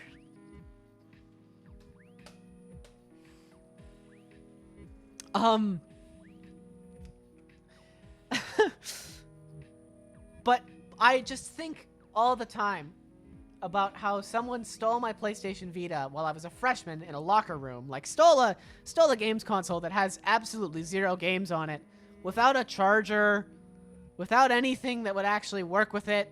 I think I had a copy of, like, Project Diva on the inside or something like that. Like, you have to imagine what, like, a normal gamer, what a capital G gamer is getting into getting that Vita. We've still got some time to kill before the meeting starts. Talk to Noelle. Noelle is solving a professor's cube. Unlike a regular Rubik's Cube, it's 5 by 5 by 5 instead of 3 by 3 by 3. Dia's face lights up when she spots it. I solved one side for you already. Took me 2 hours. Dia proudly points to the cube. Indeed, one face is solid red. I see. I'm pretty sure that doesn't help at all. Sure enough, Noelle completely obliterates Dia's work in order to solve the cube correctly. Wow, you make it look easy. Did I help? Of course. I appreciate it. Aww. We're gonna talk to Dia last, because she's who we're pressured about. Min has a textbook in her lap. She's flipping it to a chapter review page. Are you doing your homework? That's weirdly studious of you. I told my parents I joined a tutoring club. Oh, lol. Funny, so did I. What? What do you need tutoring for? I told them I was the tutor. That's perfect. You can tutor Min then. Match made in heaven. Match made in hell? I don't want her help. As she says it, though, she's staring down at the page with a desolate expression. Math should just die. Why? It's a discipline full of beautiful and complex patterns. There's absolutely nothing inherently bad or oppressive about it, yet people treat it like it's evil and malicious. A lot of pure math lacks any kind of practical application, and merely exists for the sake of stimulating people's minds and pushing the limits of the medium as far as possible. It's much like a form of art. Can't relate. Shut the fuck up. Dude, let me see it. I'll help you. Problem 1. Bill can paint a house in 5 hours, and Mary can paint a house in 3 hours. How long will it take for them to paint a house together? 8 hours. 5 plus 3 is 8.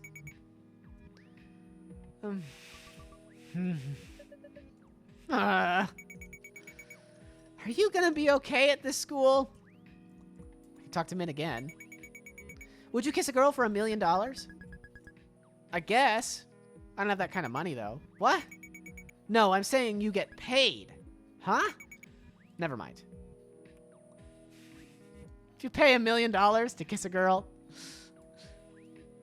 Noelle peels a banana and takes a bite out of it. What the hell are you doing? Aren't you taking the banana sticker off? Why would I? It comes off with a peel anyway. Taking the sticker off first would be completely pointless. So you just eat it with the sticker still on? Yes? Doesn't have any effect on the inside of the banana. The fuck's wrong with you? You're not human. How am I not human? Dia is on the bench, resting her head on Min's shoulder. She's showing Min a picture of a seagull on her cell phone.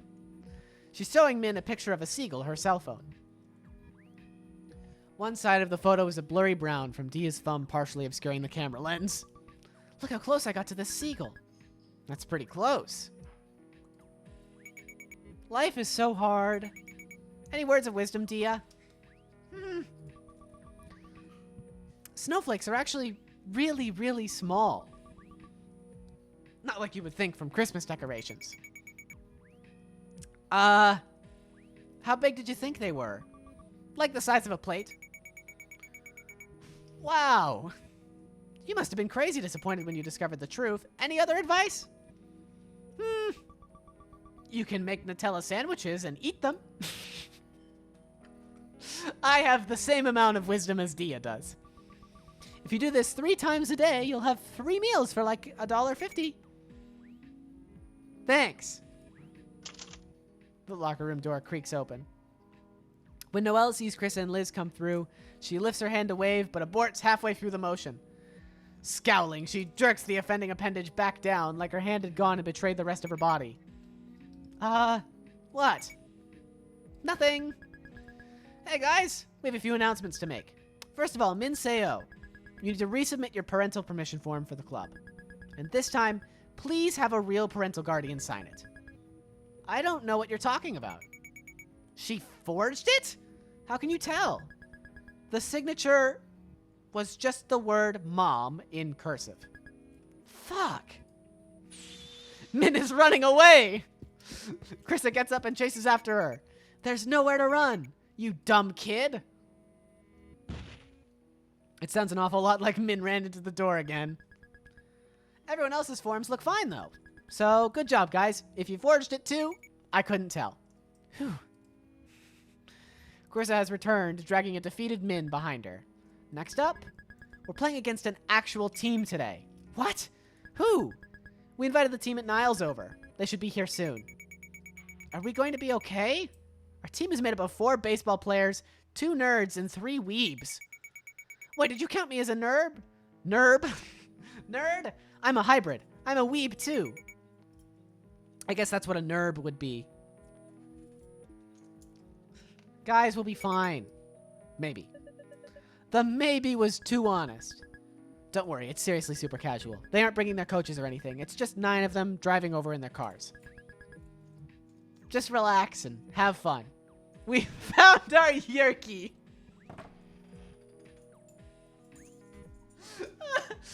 This, I want to let you know. I have a fewer amount of viewers than I do normally because I'm not doing something absurd on this stream. So this, for you 3, is a wonderful in-joke that you just get to keep. This isn't really important, but they have a cool mascot. It's Killer Whales. What's our team name? Do we have a mascot too?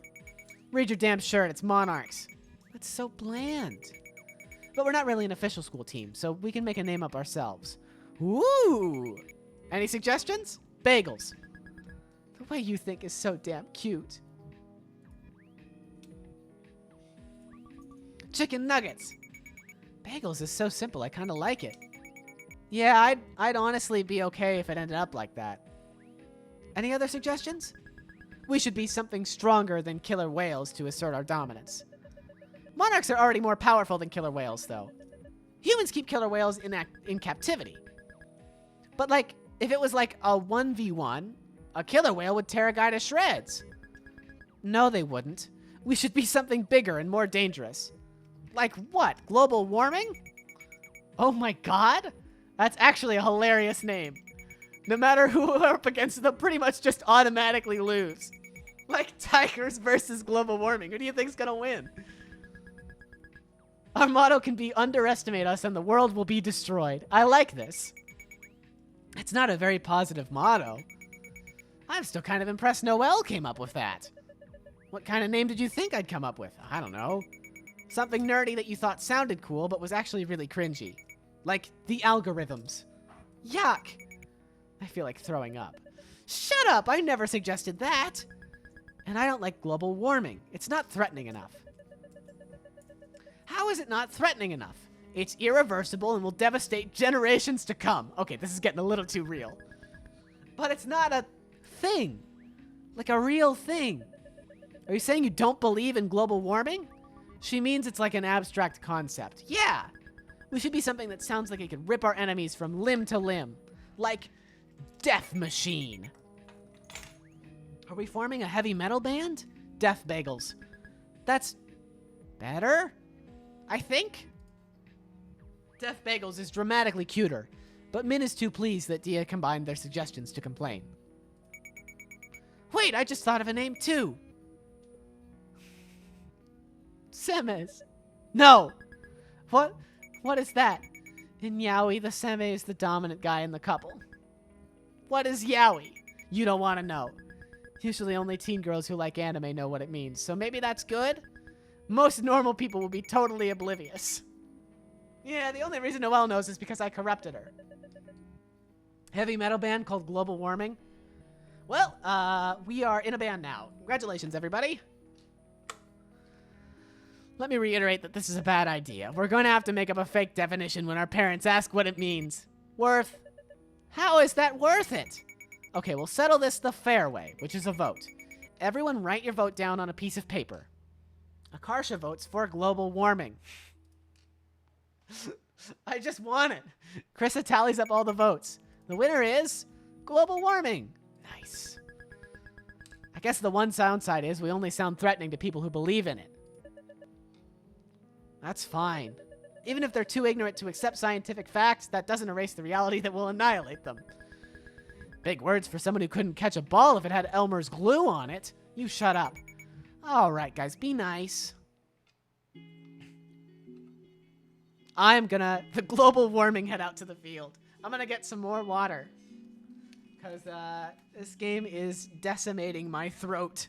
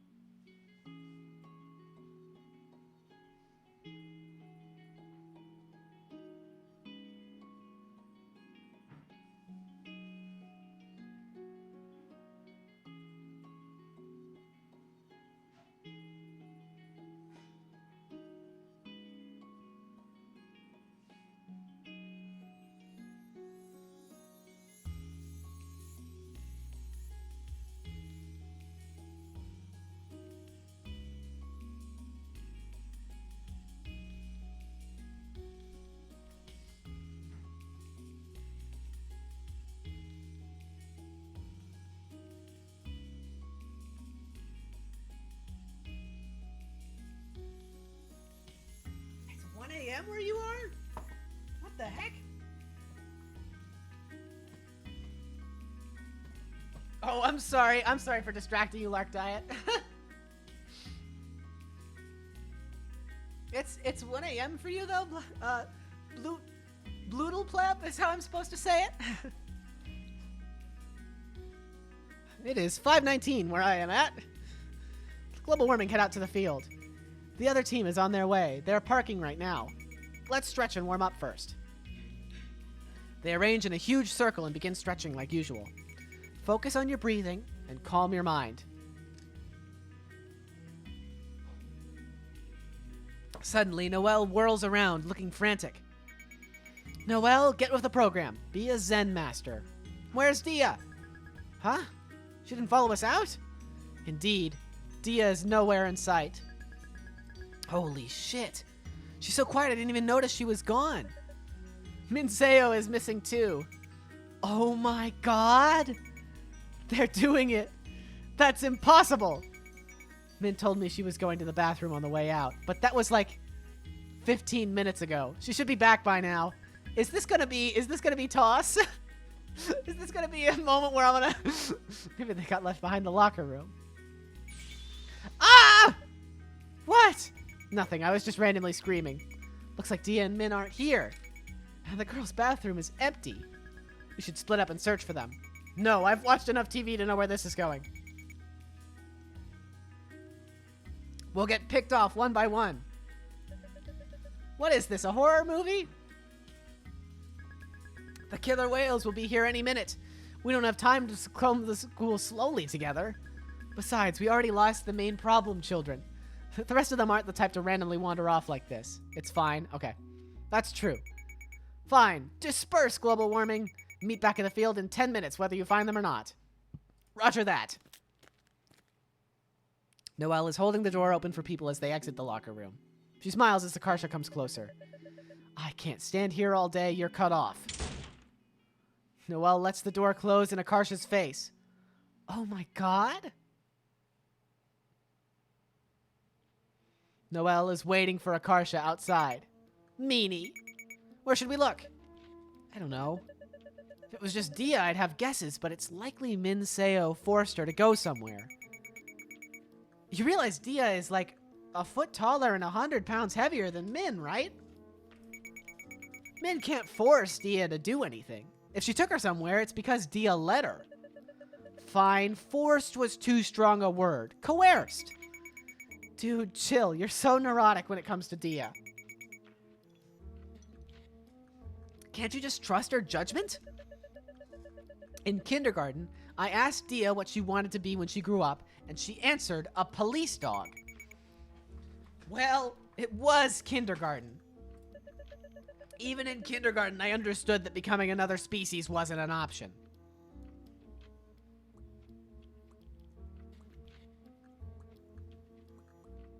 Let's go to the library. Noelle looks incredibly amused. Why the library? You think Minseo is going to read a book?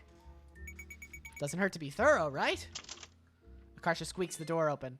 The book scanner alarms go off. I forgot about this. Everyone in the library turns to look at her.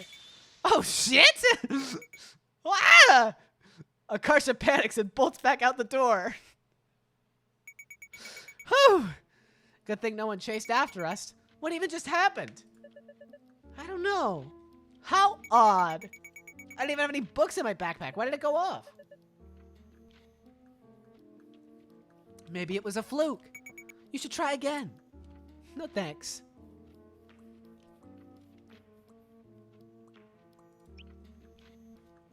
Oh, that's... Okay, well then let's just go from left to right. Akarsha looks inside the girls' bathroom. Just as Krista said, it's empty. Darn, I thought Min might be having a diarrhea catastrophe or something. Are you trying to make me throw up? Yeah, it's my hobby. You know, sometimes I wonder why I bother with you. Because you love me? No, I don't. Yes, you do. No, I don't. Yes, you do. This is stupid. Knock it off. You didn't deny it that time. Confirmed. Not confirmed. That's not how it works.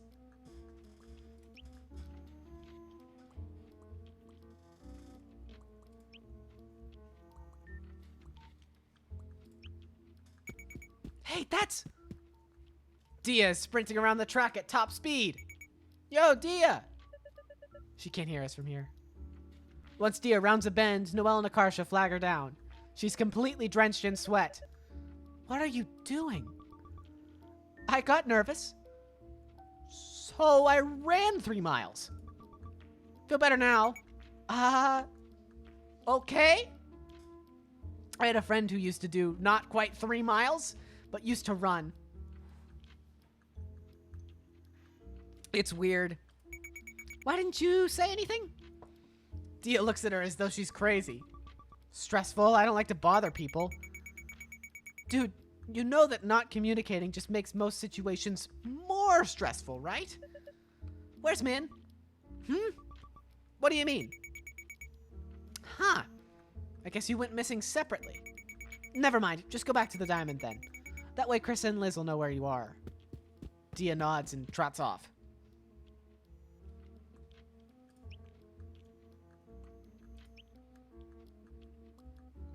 Okay, so they're separate. Which means Min is doing something absurd.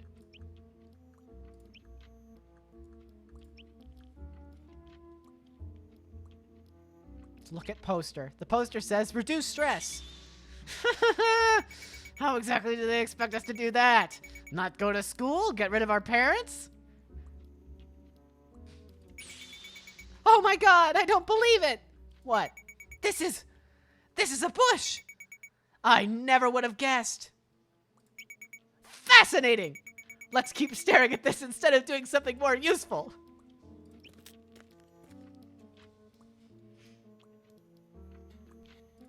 Look at your reflection.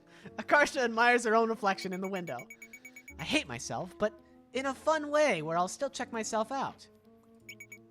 That me. It's the 21st century. Why is acne still a thing? Technology is literally advanced to the point where we could shoot laser beams at your eyes to improve your vision. You'd think we found a cure for bad skin by now. Like, dude, I don't even want to be petty. I just want to look average and not gross all the time. It's hard being a weird goblin that no one has a crush on. I wonder what it's like to be attractive. Like, Dia could be wearing a garbage bag and still look better than I ever will in my entire life. I asked her what she washes her face with, and she said she just splashes water on it. Can you imagine being blessed with genes that good? It's okay, though. I'm over it. Being ugly builds character. It's dead quiet in here. If I farted, you could hear it from a mile away. Please don't. Yabba-doo! Akarsha's shrieking echoes in the empty hall for several seconds. This is my favorite thing. I love doing that. Why are the acoustics in gyms, school gyms specifically, with the linoleum floors? It might just be the linoleum floor just makes everything sound echoey.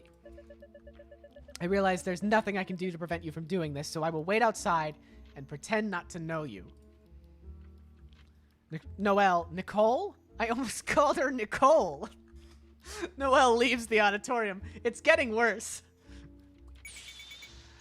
Sasuke! I can't.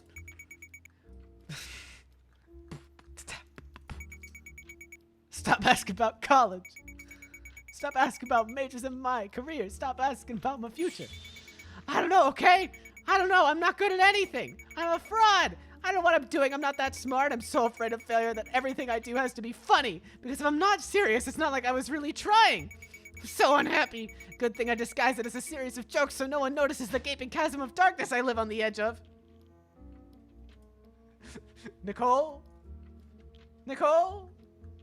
Dollars. Dollars from Jared. What a mood, Akarsha. What a die, kill me. What are you doing? Ah! Why are you here? Weren't you supposed to be going to the bathroom? I was. There's a family bathroom over there. She points to a door at the far end of the auditorium. Okay. Anyone can use it. It doesn't matter whether you're a boy or girl. Right. Right. Min looks relieved that Akarsha let the topic drop. Were you serious about that dying stuff? Nah, man, I'd never try to actively to off myself. It's more like if I was crossing the street and a car came barreling towards me, I'm not sure I'd get out of the way. Oh, this is a little real. Then I'll hit the car out of the way. You'll hit it?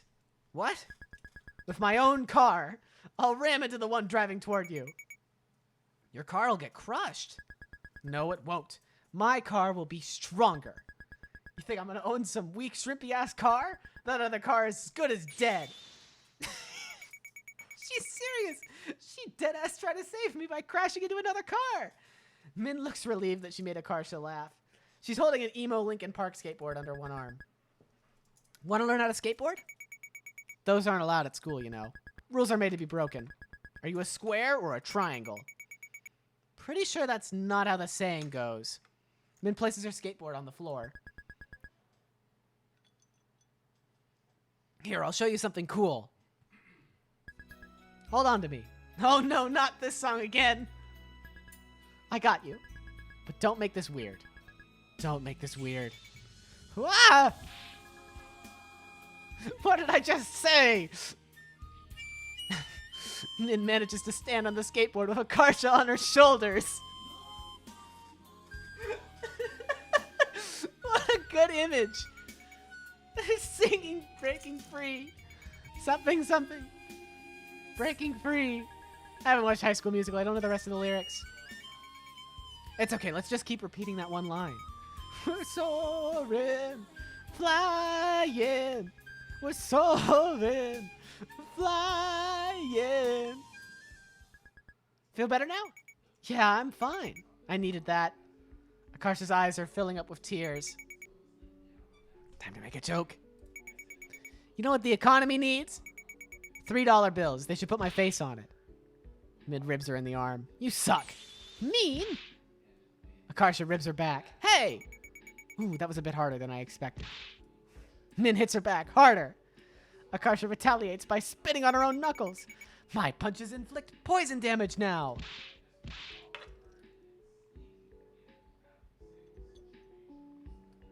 It turned into a fist fight. Hearing signs of violence, Noelle has run back into the auditorium. Krissa, look what they're doing. Min, come back to the field with me. Krissa drags Min off, leaving Akarsha and Noelle behind.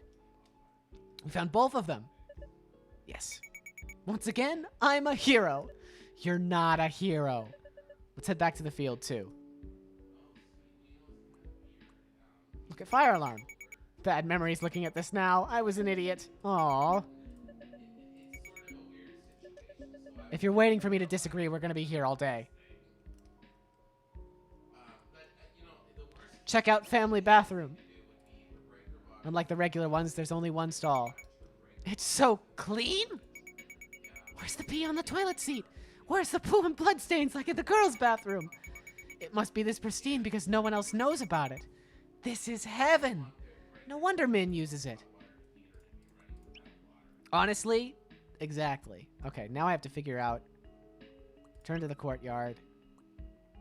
Locker room entrance. Through the locker room to the field. Okay. Finally, everyone's here. And no one fell victim to a serial killer. What a relief. Global warming, assemble! The other team is warming up on the field. Two of them break from the rest of the group and rush to Dia. Dia rears back in fear and hides behind Noelle for a moment before she appears to recognize them. Dia, it's us! Dia high-fives him with a brutally excessive amount of force. Their palms meet with a deafening clap. The victim swears and flaps the affected hand as if to shake off the stinging. He's trying valiantly to smile, but there are tears of pain in his eyes. We made our team accept the match when we heard you were here. You look different from Min now. I can't believe this. Wouldn't it be more unbelievable if we still look the same after all this time? Dia raises her hand for another high five. No, I don't want it. Dia, you know them? We know Hayden from elementary school, and June's my twin. June jolts at the sound of Min's voice, visibly shocked. Min? What are you doing here? Same thing as you. Baseball. Do Mom and Dad know you're doing this? Do you even need to ask? June sighs. He seems really used to this. Now that everyone's here, let's get started. Since we're the home team, we're defending first. Liz hands Min what looks like a tiny white pouch filled with power. Power? It's filled with power. Here, take this. You're gonna like Super Saiyan. A cloud of dust puffs out when she grabs it. We have rosin to help improve your grip. Wow, real rosin. Min is so excited that she accidentally inhales a bunch of the powder. No.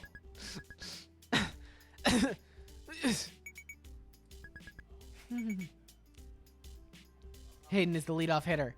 Min spits on the ground for dramatic effect. Ew. Min, that's gross. Don't do that again. Dia crouches into position. As an afterthought, she points her index finger down at the ground. Min smugly nods back and straightens up on the mound. Since when do you two have signs? Oh, they don't mean anything. We're just doing it because it looks cool. Min winds up and throws. The ball comes in chest high, perfectly spinless. If someone had written a message on it, you could read it. Then it does what looks like a double dip and drops into Dia's glove. Hayden swings at it, but he's way off. Gah! Was the scream really necessary?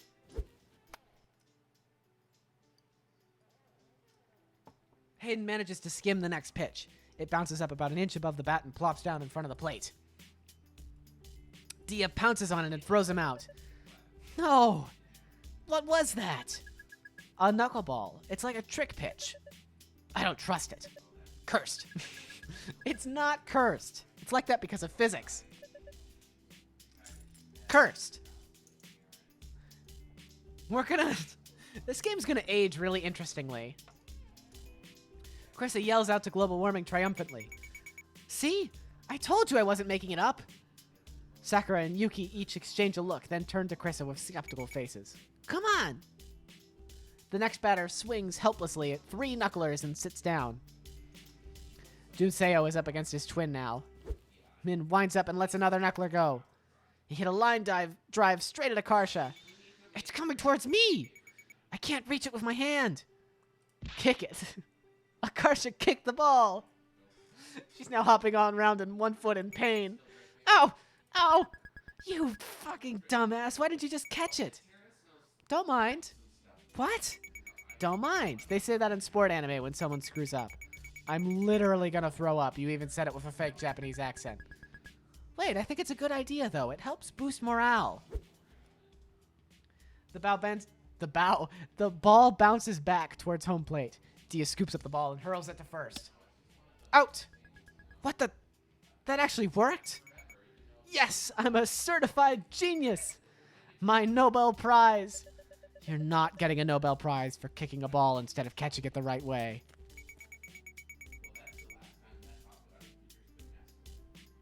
Oh, we don't have real dugouts? There's just a little bench for each side. What were you expecting? The school doesn't even have an official baseball team, so we're lucky to even have this. I never got why dugouts need to be half underground like that. Like, it's not a freaking bomb shelter. Stop being so dramatic. The team takes a seat on the bench except Dia, who's still taking off the catcher's gear. There's not quite enough space for everyone. Left standing, Dia hovers uncertainly beside them. Yeah, that sounds about right. There's not enough room. Then you can sit in my lap. Huh. Shouldn't it be the other way around? Why the hell would it be the other way around? You're the smaller one? Ow! Min kicked Akarsha really hard under the bench. Dia and Noelle both startled at Akarsha's yelp. Neither of them saw the kick. What's wrong with you? She's glaring at me with a murderous look in her eyes. I, farted. I was trying to cover up the sound. What? Crap, I don't think she buys it. That's inconsistent with your past behavior. Last week you told me the disgusting and unwanted fact that you had 3 consecutive farts that formed the D major triad. Why go through such lengths to mask a single fart now? You're hiding something. I should scream now, as a distraction. Ah! That's my best take on a blood-curdling scream when my throat is dying. Shut up! Stop screaming! You're screaming too. The bench creaks a bit as Dia nervously lowers herself in Min's lap.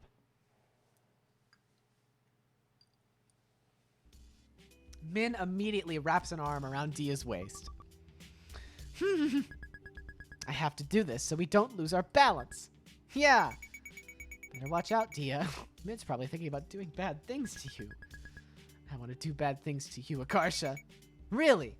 Like what? Like snap your fucking neck. How mean! Junseo is pitching against global warming. His throws look a lot faster than Min's. He strikes Esther out with ease. Out! Liz is keeping score with a pencil and paper. She dutifully marks the strikeout with a K. Why isn't a strikeout an S or SO? Why K? K is for killed. That can't be it. It's because S is already used for sacrifice. The K from the last letter of struck. That's a lame reason. Agreed, I like Min's reason better.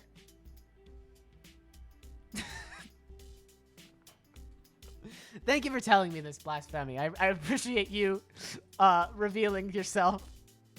Just as I have been revealing weird parts of myself today. Sakura is up to bat now. She whiffs the first pitch, but pops the second one up. I got it! He chases the ball into foul territory and drives for it. Out! This situation sucks. If you're even able to get to first base, we could steal or do some weird shit, but nope. Actually, I did some research on that. In most cases, attempting to steal has a higher chance of having a negative result than a positive one. Since most of us aren't that confident in our stealing skills, it would be better for us not to try it. The hell are you saying? Stealing is important. No, it objectively has little value, and is often actually detrimental. For steal attempts to not be detrimental, you have to succeed around 70% of the time. That's the point where you break even. The exact number depends on the situation, but it's always around that range. For instance, a runner on first with no outs getting caught stealing will lose a team 2/3 of a run on average, and a successful steal gains 1/3 of a run. So for every 3 steal attempts, you need to convert at least 2, or the only thing you're stealing is runs from your team. Do you succeed that often? If not, you are actually hurting the team's chances. Min looks like she understood none of that. Shut your hell up, you lamp post. Shut your hell up. Lamp post. You can't reduce things down to numbers. Yes, I can. Baseball is a lot of reducing things to numbers.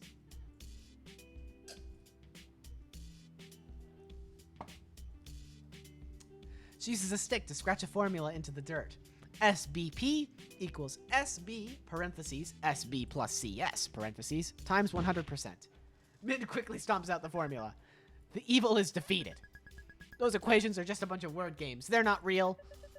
Look, this isn't even a matter of opinion. I'm right. Numbers don't lie. There are things you can't see. Like what? Your feelings? The power of friendship? Does it not occur to you that perhaps your enemies have those things too? They're on both sides of the equation, so they cancel each other out. Oh my god. This is baseball, not rocket science. But this isn't rocket science. This is basic algebra. Bro, give it up. Noelle hates being wrong. Actually, I wouldn't know. I'm not familiar with the sensation. Liz comes up and taps Akarsha on the shoulder. Hey, you're up to bat now. Akarsha lets out a prolonged croaking sound that lasts for 30 seconds. Down to 2 outs, so I better not screw this up. Akarsha picks a bat and heads to the plate.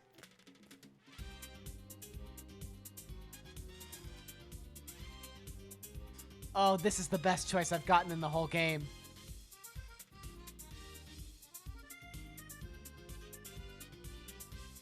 I think I have to go Warfare, you're right.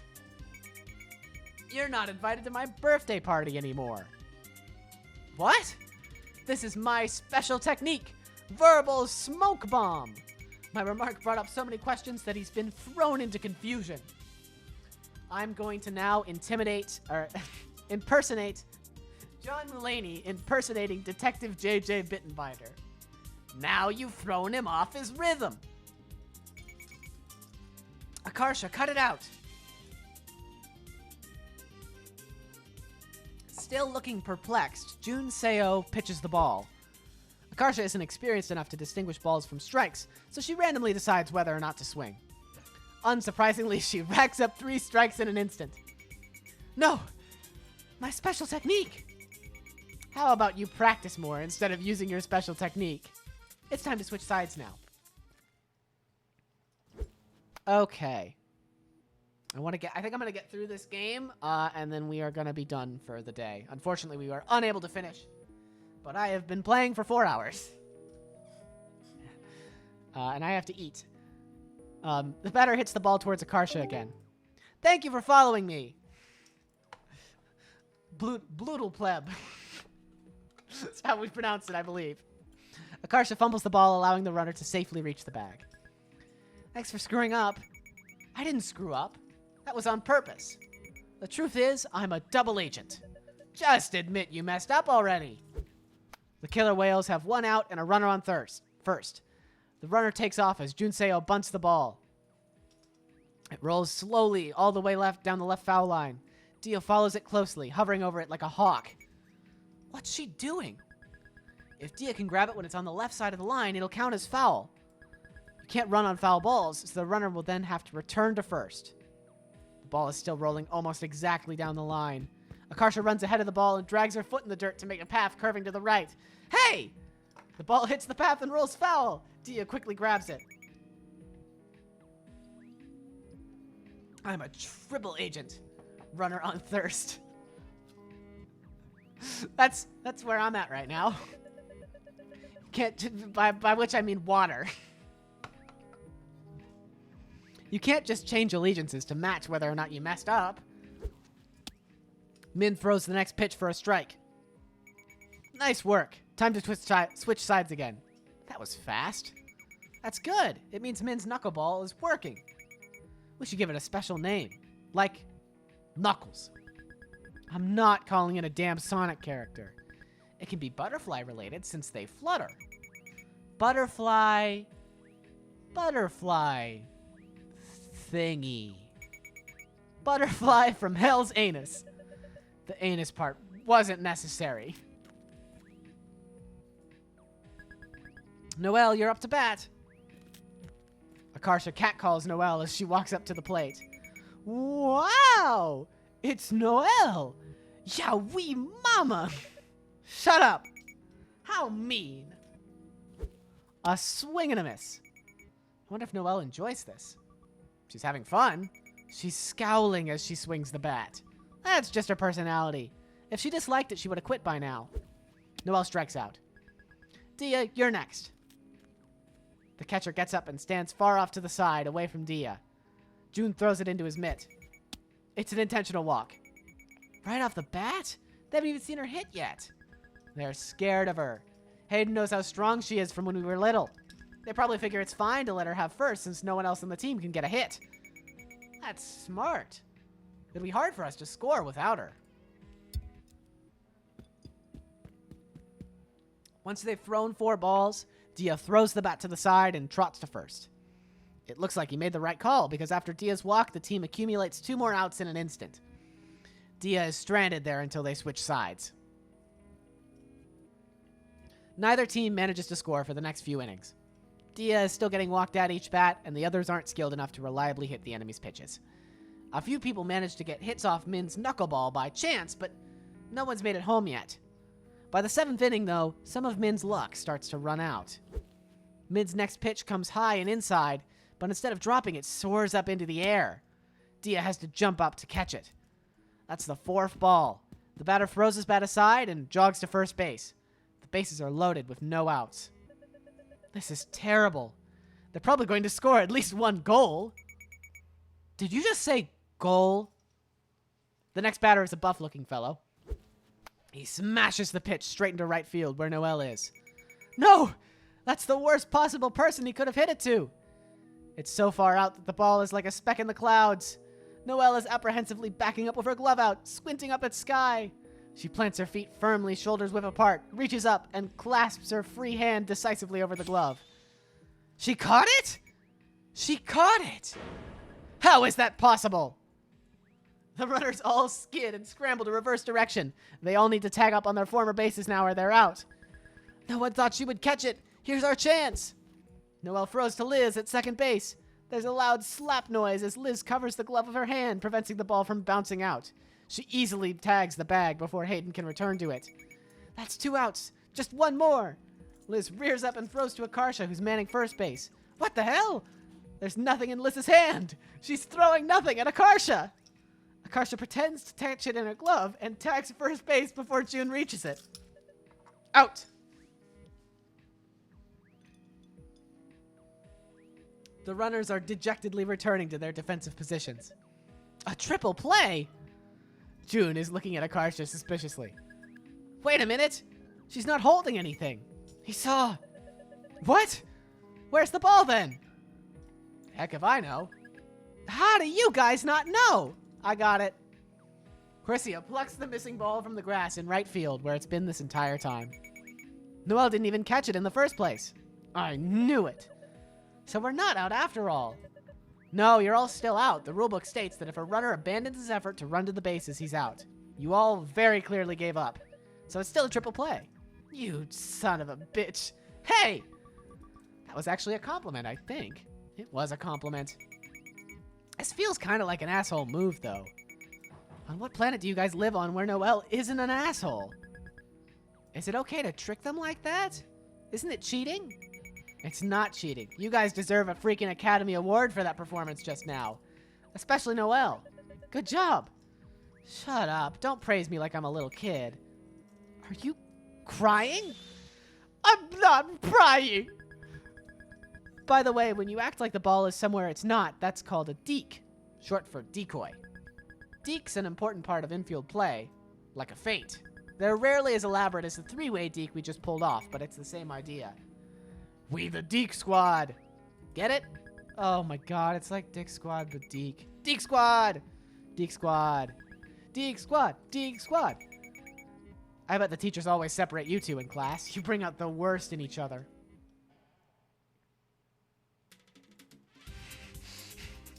Good. The salsa music is back. I really like the salsa music. It's Akarsha's turn to bat again. There's already 2 outs and no one on base. The game is still tied, 0-0. Suddenly, June cries out from the mound. Wait, timeout. My contact hurts. Everyone pauses. What's wrong with it? I think I got dust under the lens. Face screwed up in pain, he takes out what appears to be a tiny plunger. What is that? It's for taking out contact lens.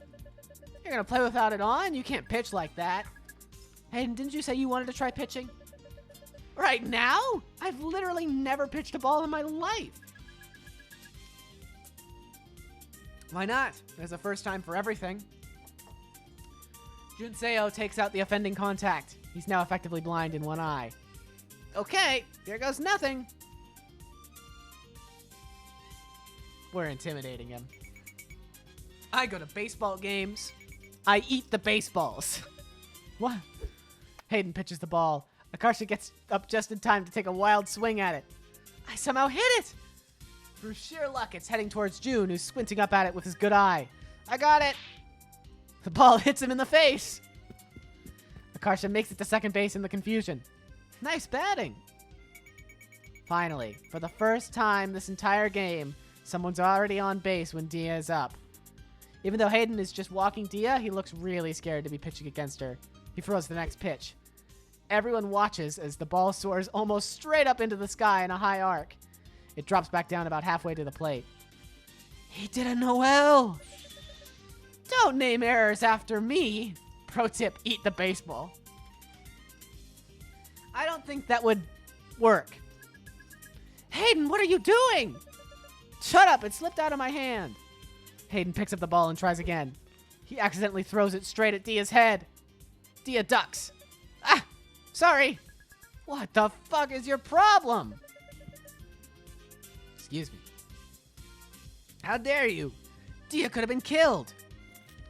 Min and Noel have stormed to the mound and are now bashing Hayden together. I'm calling the police. What? No one got hurt? It doesn't matter. That was criminal negligence. I will personally make sure your entire life is ruined. He should be executed. Executed? Hey, get back on the bench. Noel, put the phone down. No one's getting arrested. Min, where did you get more knives? Dia steps back up to the plate as Min and Noel are dragged back to the bench. They're both glowering in the corner, darkly muttering to one another. There is no justice in the world. Both of you, knock it off. Hayden winds up and throws the ball. It's not far enough outside. Dia lunged out at it and made contact. She got a hit off the intentional walk attempt. She hammers it straight into right field, right at Junseo again. I got this, I got this. The ball rolls through his legs. Dia and Akarsha cross home plate to win the game. Yeah! I can't believe it. We won. You don't have to look so blatantly shocked. Okay. That, I think, is where we'll leave for today. I'm going to save. Yes, I'd like to overwrite my save. Thank you for coming. I hope you enjoyed this. We'll be back at it again next week, next Friday, probably, with more of this. I assume that I'm going to finish this within, like, an hour or two. So when we're done with this, we'll head into Later Alligator, which I think is the other game you guys wanted to see me complete from An Incredibly Wild Idea. So I will totally, absolutely do that. I have come up with some Brawl ideas for Sunday. So I will set up a vote on the Twitter /Discord /stuff like that. And I will make that happen. Because, yeah. And then we'll play whatever you vote on. And then next Tuesday, we will be back at it again in 101 Great Games. Yeah. If you hear, I think this should work. Yes. We really do only offer notifications on stream stuff right now. There's technically a chat channel that's open for when we ran. A couple days ago I did a stream of, it was Keep Talking and Nobody Explodes. But the people who the people who were diffusers were chat, who could see the bomb and were stuck in emote only mode, so they had a place to strategize. But other than that, it's only basically announcements. I'm trying to figure out the way to best open it up so it's interesting, but yeah, Tuesday we'll be back to continuing playing 101 premium games. My desktop is still set to what it was set to last time, so that's cool. I just wanted to let y'all know that. Be playing more of that, and then next Friday we'll be back to this. So maybe, hopefully, I'll see you then. Yeah. Thanks for coming. I'm gonna get going, rest my voice. Be back to it later. Bye.